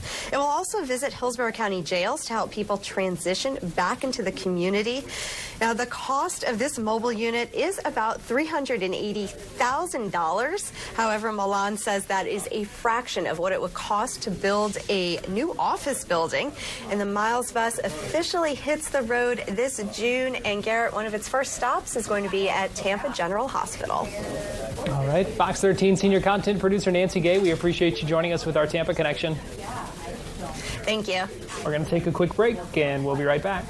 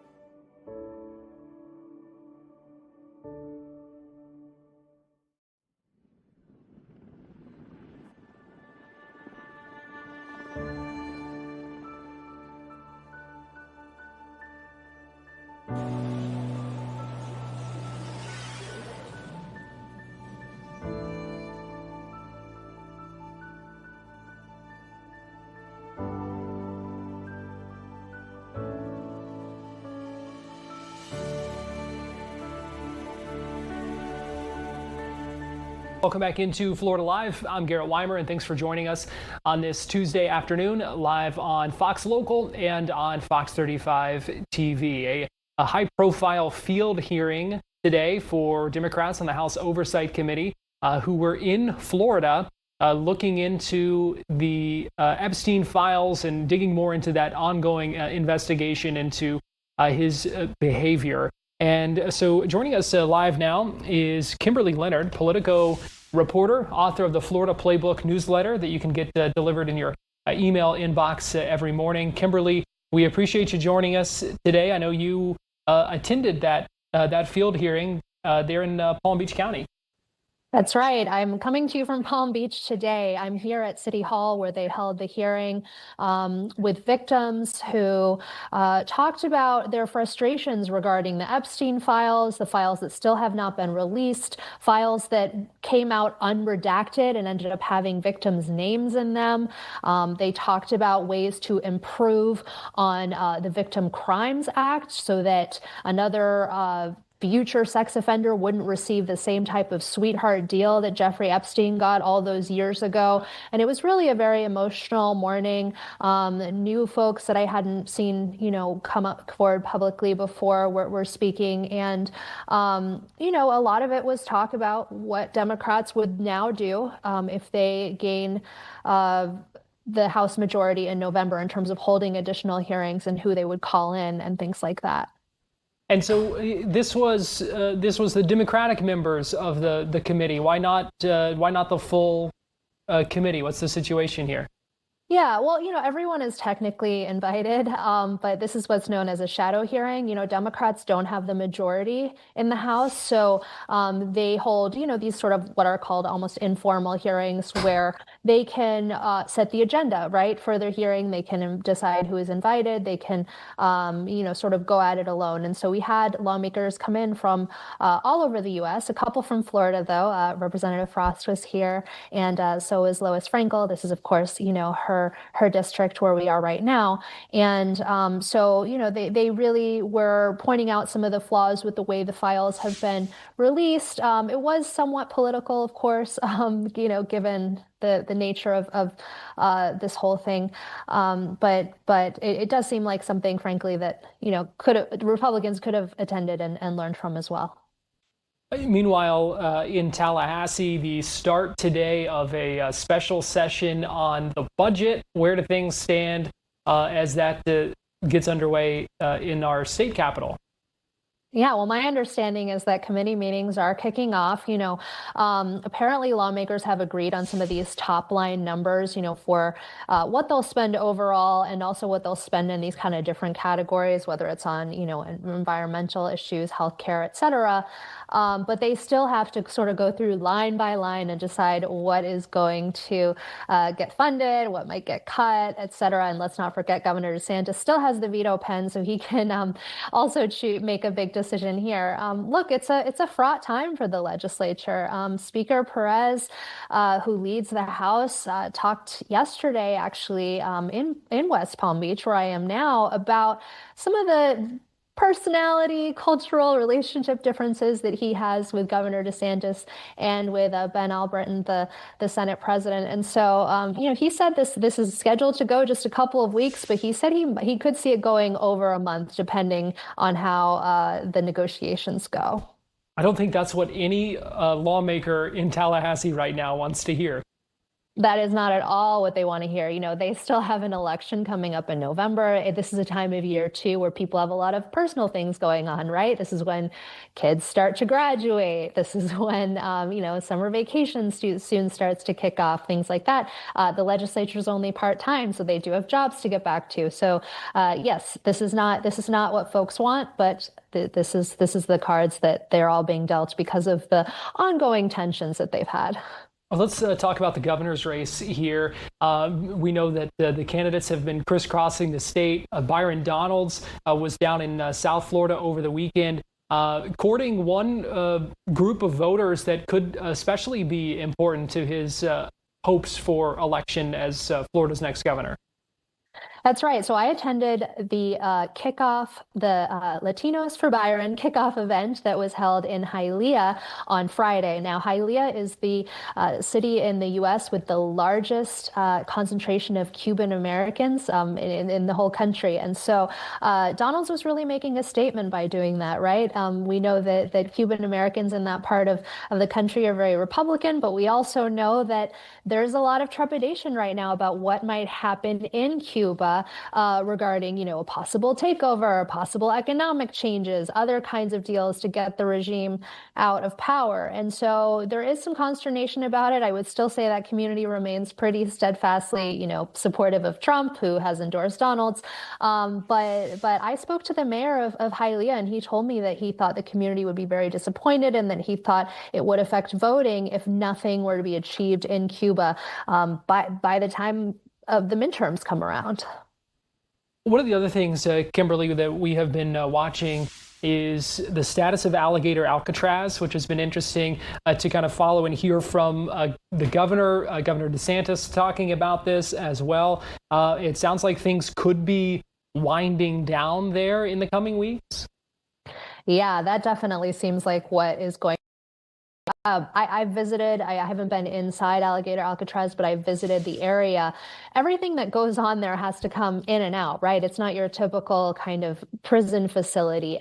That makes it really, really expensive to maintain. I mean, the sewage alone, in terms of having to bring everything in and out, the food, et cetera. I mean, it's far away. It's very remote. The governor has defended the location as being really convenient in terms of being able to, it's on a landing strip right in the middle of the Everglades where flights can take off. So he says, well, this way you can quickly deport people. But from what the New York Times reported, this has really been a problem in terms of the price tag. And so that's why they're considering rolling it back. Governor DeSantis does say, which he has said all along, that it was only supposed to be temporary. But the state is still waiting for reimbursement from the federal government. And the price tag is apparently $1 million a day. And it doesn't really seem like that is going to fly for much longer.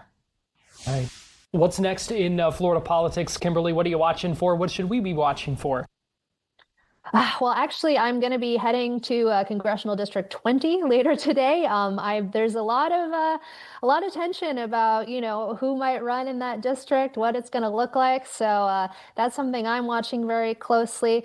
Ever since redistricting, I would say one of the biggest stories isn't, what happens to it in the court, but what Democrats decide to do as a result. Who runs where, and how do they sort of duke that out?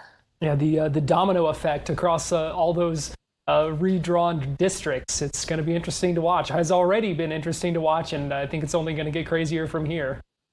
For sure. Kimberly Leonard, Politico reporter, Florida Playbook author. We appreciate you joining us on Florida Live today. Thank you. We're going to take a quick break, and we'll be right back.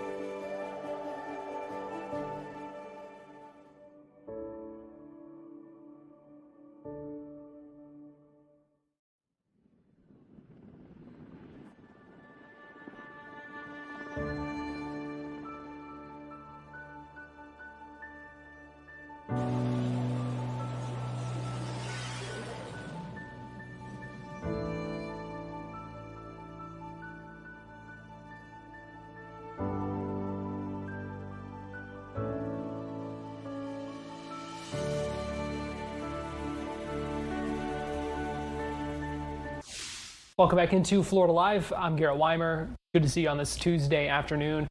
We are tracking the fallout as the investigation continues into sloth world. Dozens of sloth deaths, and now lots of questions still remain about accountability, how something like this could have happened, how to prevent something like this from happening again. One of those who has been most vocal in all of this is State Representative Anna Eskamani. She's a Democrat from Orlando. She has been asking questions about this, and we had the chance to speak with her today after she met with FWC, the Sloth Institute, the Sloth Conservation Foundation, and spoke with Fox 35's Johnny Jackson about the FWC now convening a rulemaking task force to try to prevent similar tragedies from happening in the future. Here's what she said about that. Yesterday, myself, the Sloth Conservation Foundation, the Sloth Institute met with the Florida Wildlife Commission to talk about our concerns as it pertains to the now bankrupt sloth world, the death of 55 sloths, and the fact that FWC continues to say that no laws were broken. So in that meeting, not only did we seek for more information for how FWC came to that conclusion, which basically settled on this notion of willful intent. Was the owner's sloth world willfully committing animal abuse, which of course we are continuing to debate that question when it comes to neglect.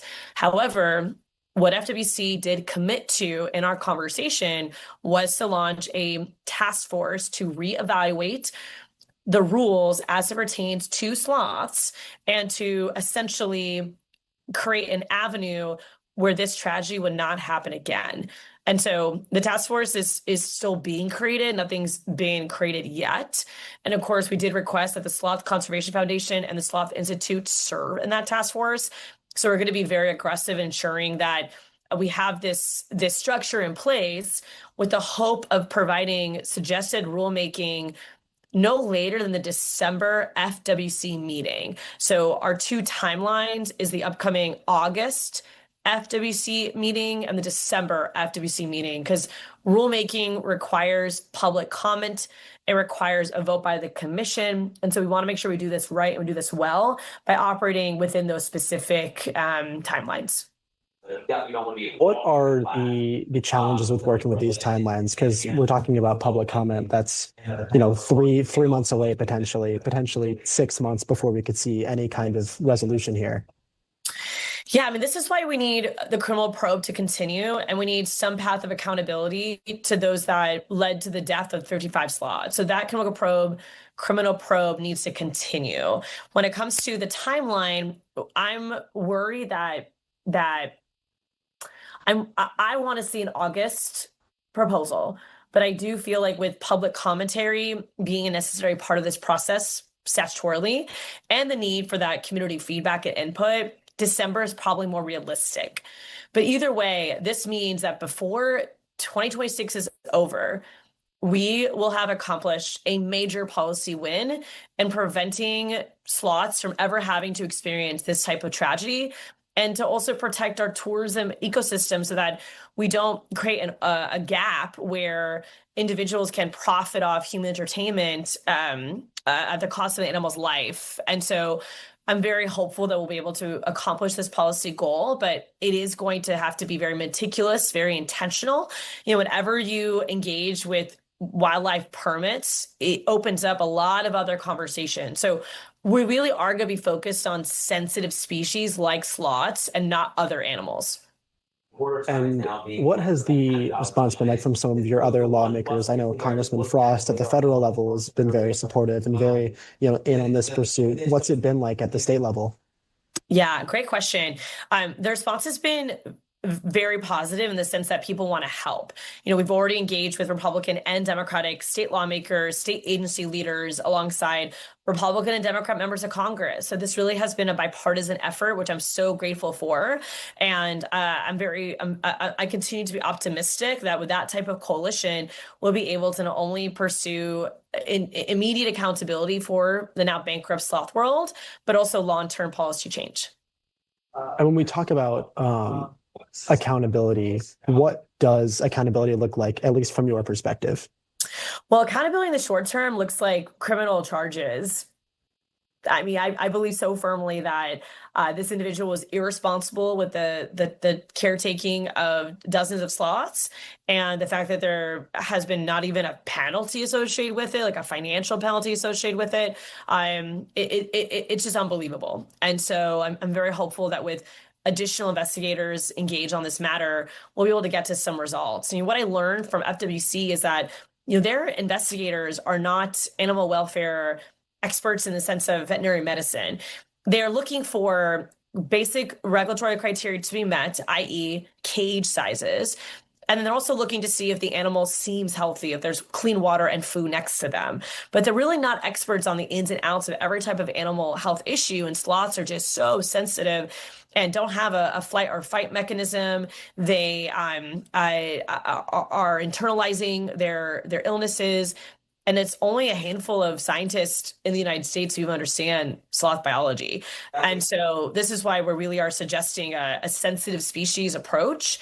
And so not necessarily making changes directly to a class 3 permit, but absolutely making changes to how sloths are categorized. We've also seen in the wake of the sloths being removed from the Sloth World site, in the care of the Central Florida Zoo, I think 3 or 4 sloths at this point die in their care. I mean, correct. This death toll could continue to rise. What does that mean for your investigation and your push? It just adds more urgency. The Central Florida Zoo is doing a fantastic job and trying to save those surviving 10 sloths, but it really is an hour-by-hour situation for them. And it's tragic. With every sloth that passes away, it's just another example of why we need policy change and why we need accountability. So I'm very hopeful the 10 surviving sloths are going to make it, but I'm also committed to ensuring that this never happens again. What levers do you have to pull in terms of pressure that lawmakers can put on FWC or potentially federal organizations? Well, I would say that we built a really strong coalition already. We have from Congressman Maxwell Frost to Congresswoman Laura Lee. We have Senator Rick engaged with us. We have Republican and Democrats in the legislature. We have State Attorney Monique Worrell working with Attorney General James Uthmeyer, which never happens on other issues. So I think we've really built a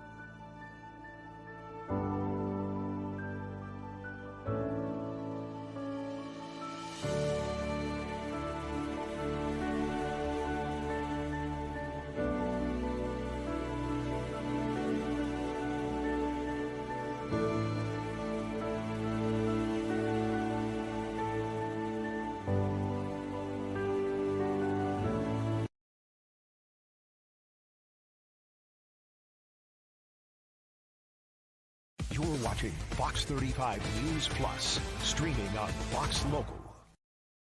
Well, good afternoon. Welcome back into Fox 35 News Plus. I'm Garrett Wymer, and thanks for joining us on this Tuesday afternoon. We have been continuing to watch the labor numbers come in from across the country and here in Florida. And nationwide, April's job numbers exceeded the expectations of most economists, employers adding a projected 115,000 jobs. But here in Florida, the story's been a little bit different. And Senator Rick Scott has been going on social media a lot, talking about the unemployment rate and what he says is a concerning trend here in the Sunshine State. Unemployment rate sitting at 4.7%, and expressing some concerns about where things go from here, saying it's urgent that this is something that is addressed. Well, joining us live now to talk about the economy here in Florida and the jobs situation, we are pleased to be joined this afternoon by Mark Wilson, who is the president and CEO of the Florida Chamber of Commerce. Mark, we appreciate your time today. Thanks so much for joining us here on Fox 35 News Plus. Hey, thanks for the invitation. It's a fun time to be in Florida, so looking forward to the conversation. Mark, first, your reaction to these unemployment numbers that have been a little higher than what we're seeing across the country. What do you make of that? Yeah, sure. So none of it's surprising. We're blessed at the Florida Chamber to have an economist on the team, and Governor Scott deserves a lot of credit, by the way. When he became governor, we had north of a 10% unemployment rate, and Florida led the nation, right? Remember the 700,000 jobs in 7 years strategy. And Florida's really continued that. We're number one in a lot of categories. We have the number one higher education system, number one new business startups, and so forth. Florida grew faster than the rest of the country, Garrett. If you go back to COVID, the country wanted to be in Florida. They either relocated here with their business or they worked here remotely. And so Florida saw unprecedented growth in the last several years. And it's absolutely true that things are slowing, but slowing back to what appears to be pre-COVID levels. And so we need to keep a very close eye on it. It is true, Florida lost jobs year over year in 2025. In fact, we're now several months in a row where year over year we've had negative job numbers. We still have about 10 million people in Florida who work, and we're still creating about 1 out of every 15 new jobs in the country. So Florida's growing, but Florida's slowing. That's what's happening. So when we see these numbers, should we be concerned or no? Yeah, I think we should be redoubling our efforts to make sure that everyone has access to a high-paying job. That's a big part of Florida's story. And we need to make sure that we're working with the legislature and our county leaders to drive down the cost of living, to drive out the costs of excessive regulation, excessive litigation. We need to bring down the cost of living in Florida. We have over 700,000 kids living in poverty in Florida, but at the same time, we lead the nation in income migration. We have more wealth moving into Florida every hour of every day than you got to add states 2 through 5 just to equal Florida. So a lot of wealth is moving into Florida. The growth of Florida has slowed by almost any measure, but Florida's still growing, and we need to pay very close attention, especially to the 20 to 40-year-olds. We need to keep them in Florida. We need to drive down the cost of living here, and that's something we all need to stay focused on. And so what can be done to help some of this then? Yeah, well, some of this is national and international, right? When we look at inflation, when we look at energy, when we look at the price of what's happening across the country, this is something that's impacting people all over the world. What can Florida specifically do? One thing Floridians are doing is moving from one part of Florida to another. So, for example, we have 67 counties in Florida. If you just look at Orange County, just as an example, your unemployment rate in Orange County is less than the state average at about 4.3%. But your growth of people from other states is essentially zero. You had just as many people move in on a daily basis to Orange County as move out. Now, when we look at wealth, what happens is you have a lot of wealth moving to Orange County, but you have a lot of wealth, over $400 million of wealth on the last report, moved out of Orange County into another Florida county. So, Garrett, one thing that's happening in the Keys, we see a median listing home price of over $1.2 million. And in the Panhandle, you see some median home listing prices in the 200s. And so one thing people are figuring out as they start families, they want to be in Florida. We have so many things going for us here. Our quality of life, we have America's #1 education system in the colleges and university side, top 5 in K-12. So people are moving from the more expensive parts of Florida to the more affordable parts of Florida. And that's something that county leaders and mayors and state legislators really need to pay attention to. People want to be in Florida, but we need to drive down the cost of living and especially the cost on local businesses. Well, Mark Wilson, President and CEO of the Florida Chamber of Commerce, thank you so much for taking the time to chat with us and break down these numbers and these trends for us here on Fox 35 News Plus. Thank you, Garrett. And right now I want to get you as well to Flagler County, where we are hearing from the Flagler Beach city manager, who is talking about the firing of the fire chief there after a no confidence vote from the staff. It's coming after several high-level resignations, letters signed by the remaining staff claiming a hostile work environment and ethical breaches as well. Let's go ahead and listen in live. They are stationed in our station, but they are not city. It's not a city operation. So medical coverage has not been jeopardized or reduced by any manner. And that is the preponderance of the calls that come out of the station.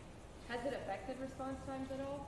No, because we have been fully staffed thanks to the supplemental help from Flagler County. Do you know how long that's going to continue? Will they keep helping until you hire more people? They're building that relationship with Flagler County. Stephen Cox is with the Flagler Beach Fire Department for a total of 15 years, with the last one of those as chief. Were there issues that had any similarity to what happened in this past year in his employment prior to becoming chief? Not that I'm aware of. This hit my desk. Deputy Chief Five-Ash had given indications that she was planning to resign and move on already, but her resignation letter was a little bit unexpected with the tone and the issues that she raised. So that was the first time it hit my desk. So once I got that, then followed by the other resignations and the subsequent interviews. So it all basically unfolded over the last 2 or 3 weeks. Was there any consideration given to a demotion instead of firing? No, I think the lack of confidence would have precluded any effective demotion. What took so long to lose all these other guys to make a decision for a fire? I'm sorry? What took so long to where all these other guys quit to come to this conclusion to fire? I think it was only 2 weeks. So I think, given the fact that I spent a week interviewing people, I don't think it took long at all. I think I had to do my due diligence to make sure that I crossed the T's and dotted the I's. So I think we handled, with the assistance of human resources, I think we handled it in a timely and effective manner. And can we talk about some of those concerns? I mean, like the hostile work environment, employees stating communication practices were misleading, inconsistent, or lacking transparency. Obviously, this is something that the city doesn't want to see. So what does the future of the fire department look like moving forward? I think we'll wait and see what the new chief brings, but I have full confidence in the 5 firefighters that have remained. I think they're truly passionate and dedicated, and they plan on sticking through this. I hope that I have their faith and confidence. I think that I do. So I look forward to working with them and addressing those issues more specifically about what they felt were the lack of confidence issues with Chief Cox. And in the letter that you wrote as well, it said concerns regarding financial oversight and management practices. Can you expand by what you mean in that point? That wasn't in my letter. That was in the letter from the firefighters' lack of confidence. So I'm not sure what exactly meant. I think there were concerns about spending the money on the things that are truly needed in the fire department. And we are just now starting the budget process, so that'll be under scrutiny as well. And you wrote a review of then Chief Cox in September, correct? Correct. His annual review. Right. And, it just wrote things like, He's enthusiastic, he's detailed, professional, showed no signs or comments indicating a lack of courtesy or respect. He's an outstanding representative of the city. Even in your evaluation when you wrote for him as deputy chief, he met expectations. So what ultimately really led to this point for this ultimately? I think that was the revelation that changed things once Deputy Chief Five Ash and the others offered their resignation, and that gave me the opportunity to find out that yes, there was more to this situation. I think Stephen Cox did represent the city well, and it just came down to the crisis in confidence among the entire fire department, and that led to the loss of confidence in my mind as well. It wasn't the entire department. It was 5 employees who are still here. And you're basically saying if 5 or 6 employees in your department don't like their chief and they write a letter like this, then he's gone. No, where is your inquiry that actually documented reasons enough that the chief, regardless of what his rank and file think about him, justifies him getting fired, not just even offered resignation, but getting fired? 2 things. It's more than 5 because there were, in addition to the 5 that signed the letter, there were also 5 that resigned. Some of them for, like Deputy Chief Five Ash and Lieutenant Rainey, cited the same reasons that was in the letter of no confidence. So it was more than just 5. To be clear, I did offer Chief Cox the offer to resign with a short-term severance package, and he rejected that. And what was your inquiry? I mean, where is your inquiry, documented written inquiry on this? It was all formal interviews. There was no documents other than what I provided, that there was a loss of confidence. So you don't intend to produce your own? No. I believe my letter substantiates my decision. Did you have a conversation with the city attorney about the propriety of firing him and not risking a lawsuit from him? Because there's a history of lawsuits from previous chiefs who were fired. I conferred with the city attorney about the language of my letter. And he didn't question you about it? Nope. Right. So in your view, due process was followed? Absolutely. As I indicated in the letter, all city employees, with the exception of the rank and file of the police department, are at-will employees. And are either Rainey or Five Ash potential chiefs or deputy chiefs? No, both of them have indicated only a short-term interest in the transitional role. No possibility of them being back? Unless they suggest or offer a change of mind, but what they have directly told me was neither one of them are interested in long-term positions returning to the fire department. How long is it going to take to fill the position? Well, it'll hit the street, like you said, on Monday, and probably about a month. That's what we're looking for, is at least because we got to go through the process of soliciting the applications, screening the applications. There's, from what I understand in my conversations with Deputy Chief Five Ash, there is an appeal of a department our size because we do not do advanced life support. So when you're a firefighter with the city of Flagler Beach, that's primarily what you do. You do firefighting and respond to automobile accidents. You're not doing medical runs, which a lot of firefighters don't necessarily enjoy. They want to be firefighters. So there is apparently an inherent appeal to a department of our size, and hopefully we'll find some people that have experience to fill some of those leadership roles, whether it's lieutenant or driver engineer. But yeah, we'll welcome younger people as well and train them up. And if they come here and stay for a while and then move on, I want the city to be recognized that we are a great training area, and that people that come here move on to a bigger, more vibrant or exciting, active fire department, that the reputation is that you received great training from the city of Flagler Beach. You might have answered this already, but is there any concern in the short term about staffing and response times, maintaining the level of service that you had before firing the chief?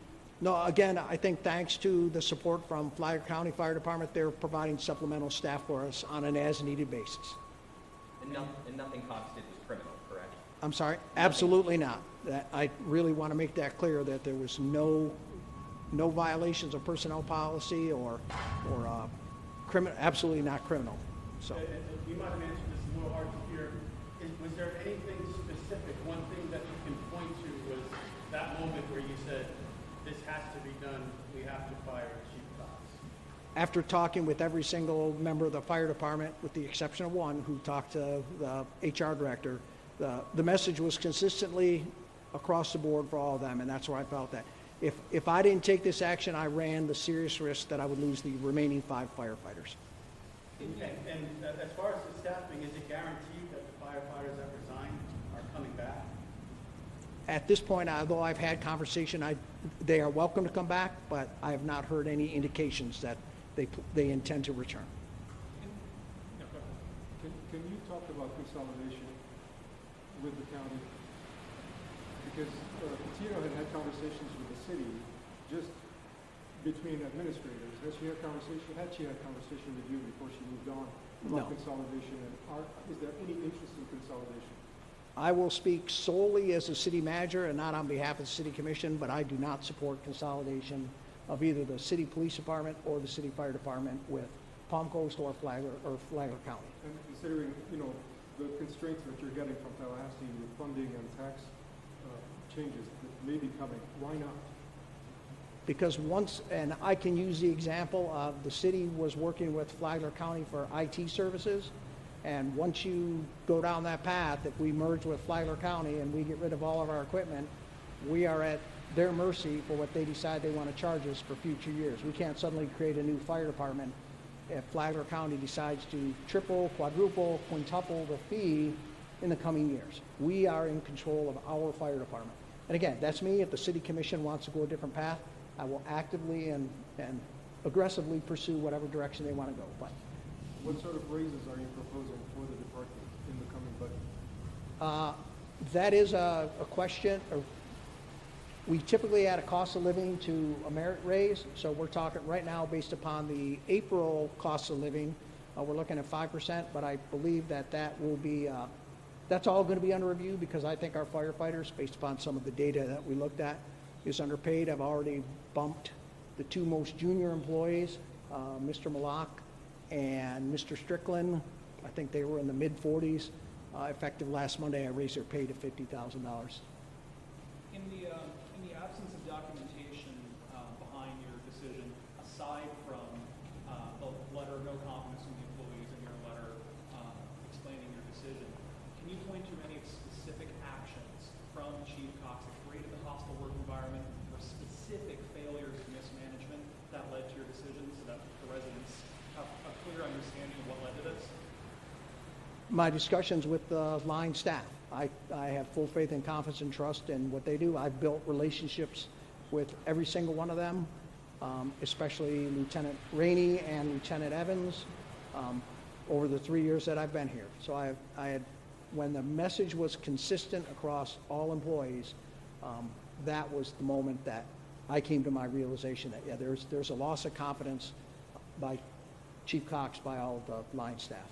And I understand maybe you can't, but are you able to speak to some of exactly what they told you in those conversations that Chief Cox did or didn't do? I think some of the letters summarize it. There was, they thought there were some leadership questions about not leading by example, ethical issues, or not saying one thing to one firefighter and acting in a different measure. Those were the issues, the type of issues that were raised in the conversations. What is the long-term plan? Has the county agreed to help out as long as it takes to get a chief and to fill all the positions? That's the general discussion right now, and I think once Acting Chief 5 Ash comes back, they'll get something more formal in place. But right now, again, without the assistance of Flagler County, yeah, we are only able to continue because of the assistance of Flagler County at this point in time, and I appreciate that very much. All right. Thank you very much. Thank you so much.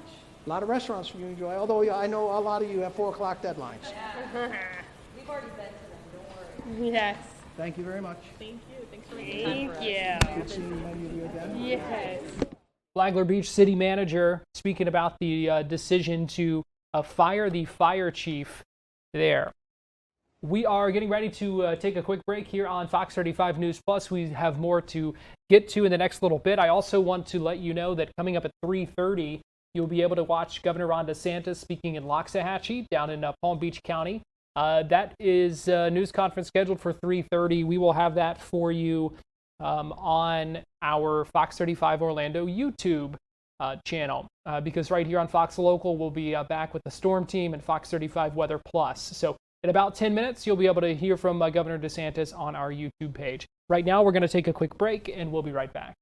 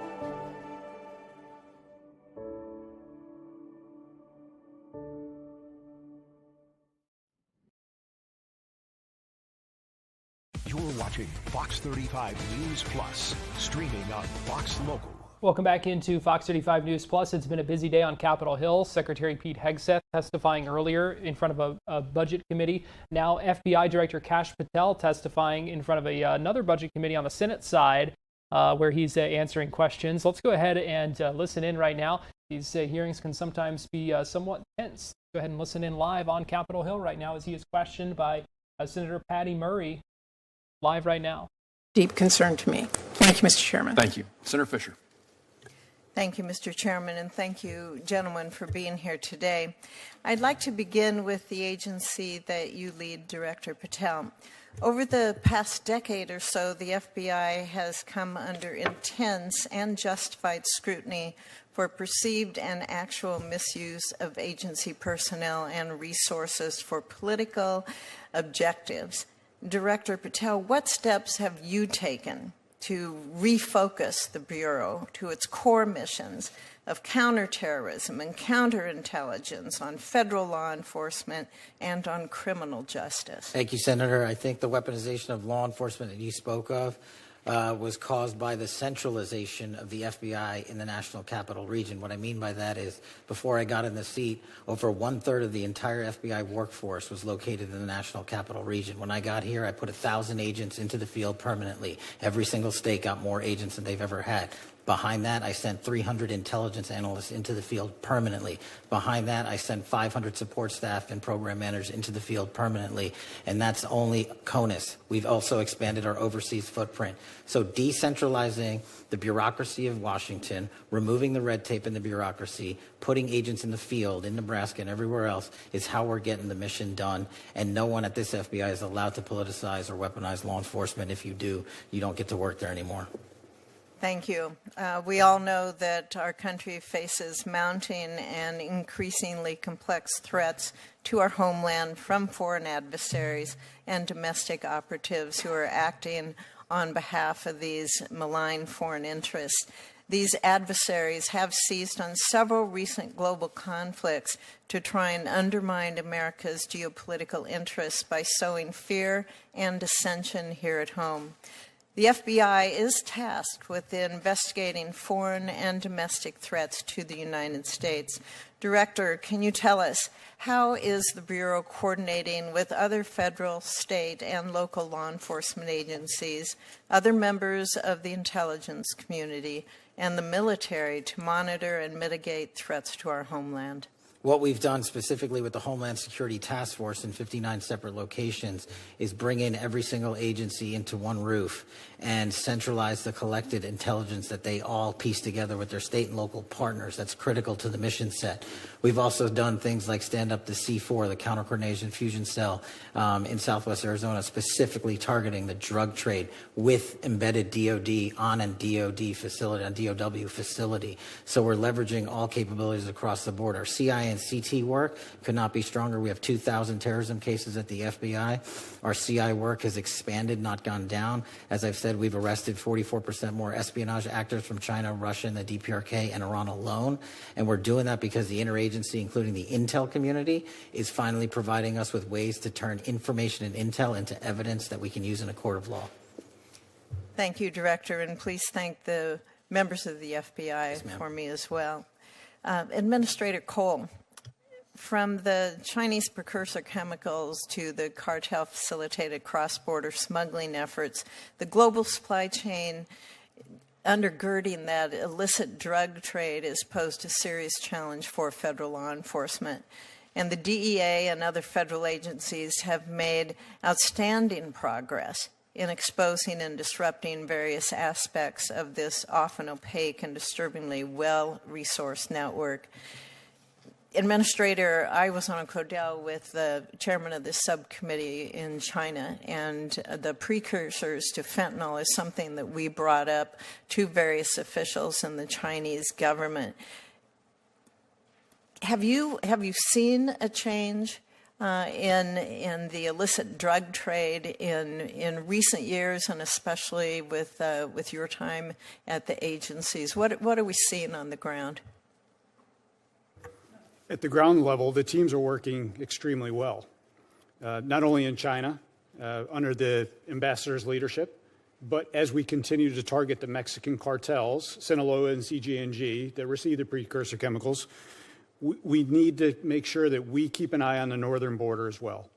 We see more precursors coming into the port of Vancouver, coming into Canada, and the Canadians, with the Mexican cartels in country, have started producing. So that budget hearing continuing live right now on Capitol Hill. Meanwhile, we are still standing by for Governor Ron DeSantis, who, again, you will be able to watch on the Fox 35 Orlando YouTube page. Here on Fox Local, we're going to hand things off to the Fox 35 Storm team. They're going to be continuing to track these storms that are moving now again into our area. So we'll be staying tuned for that right here on Fox Local. Fox 35 Weather Plus starting in just 2 minutes.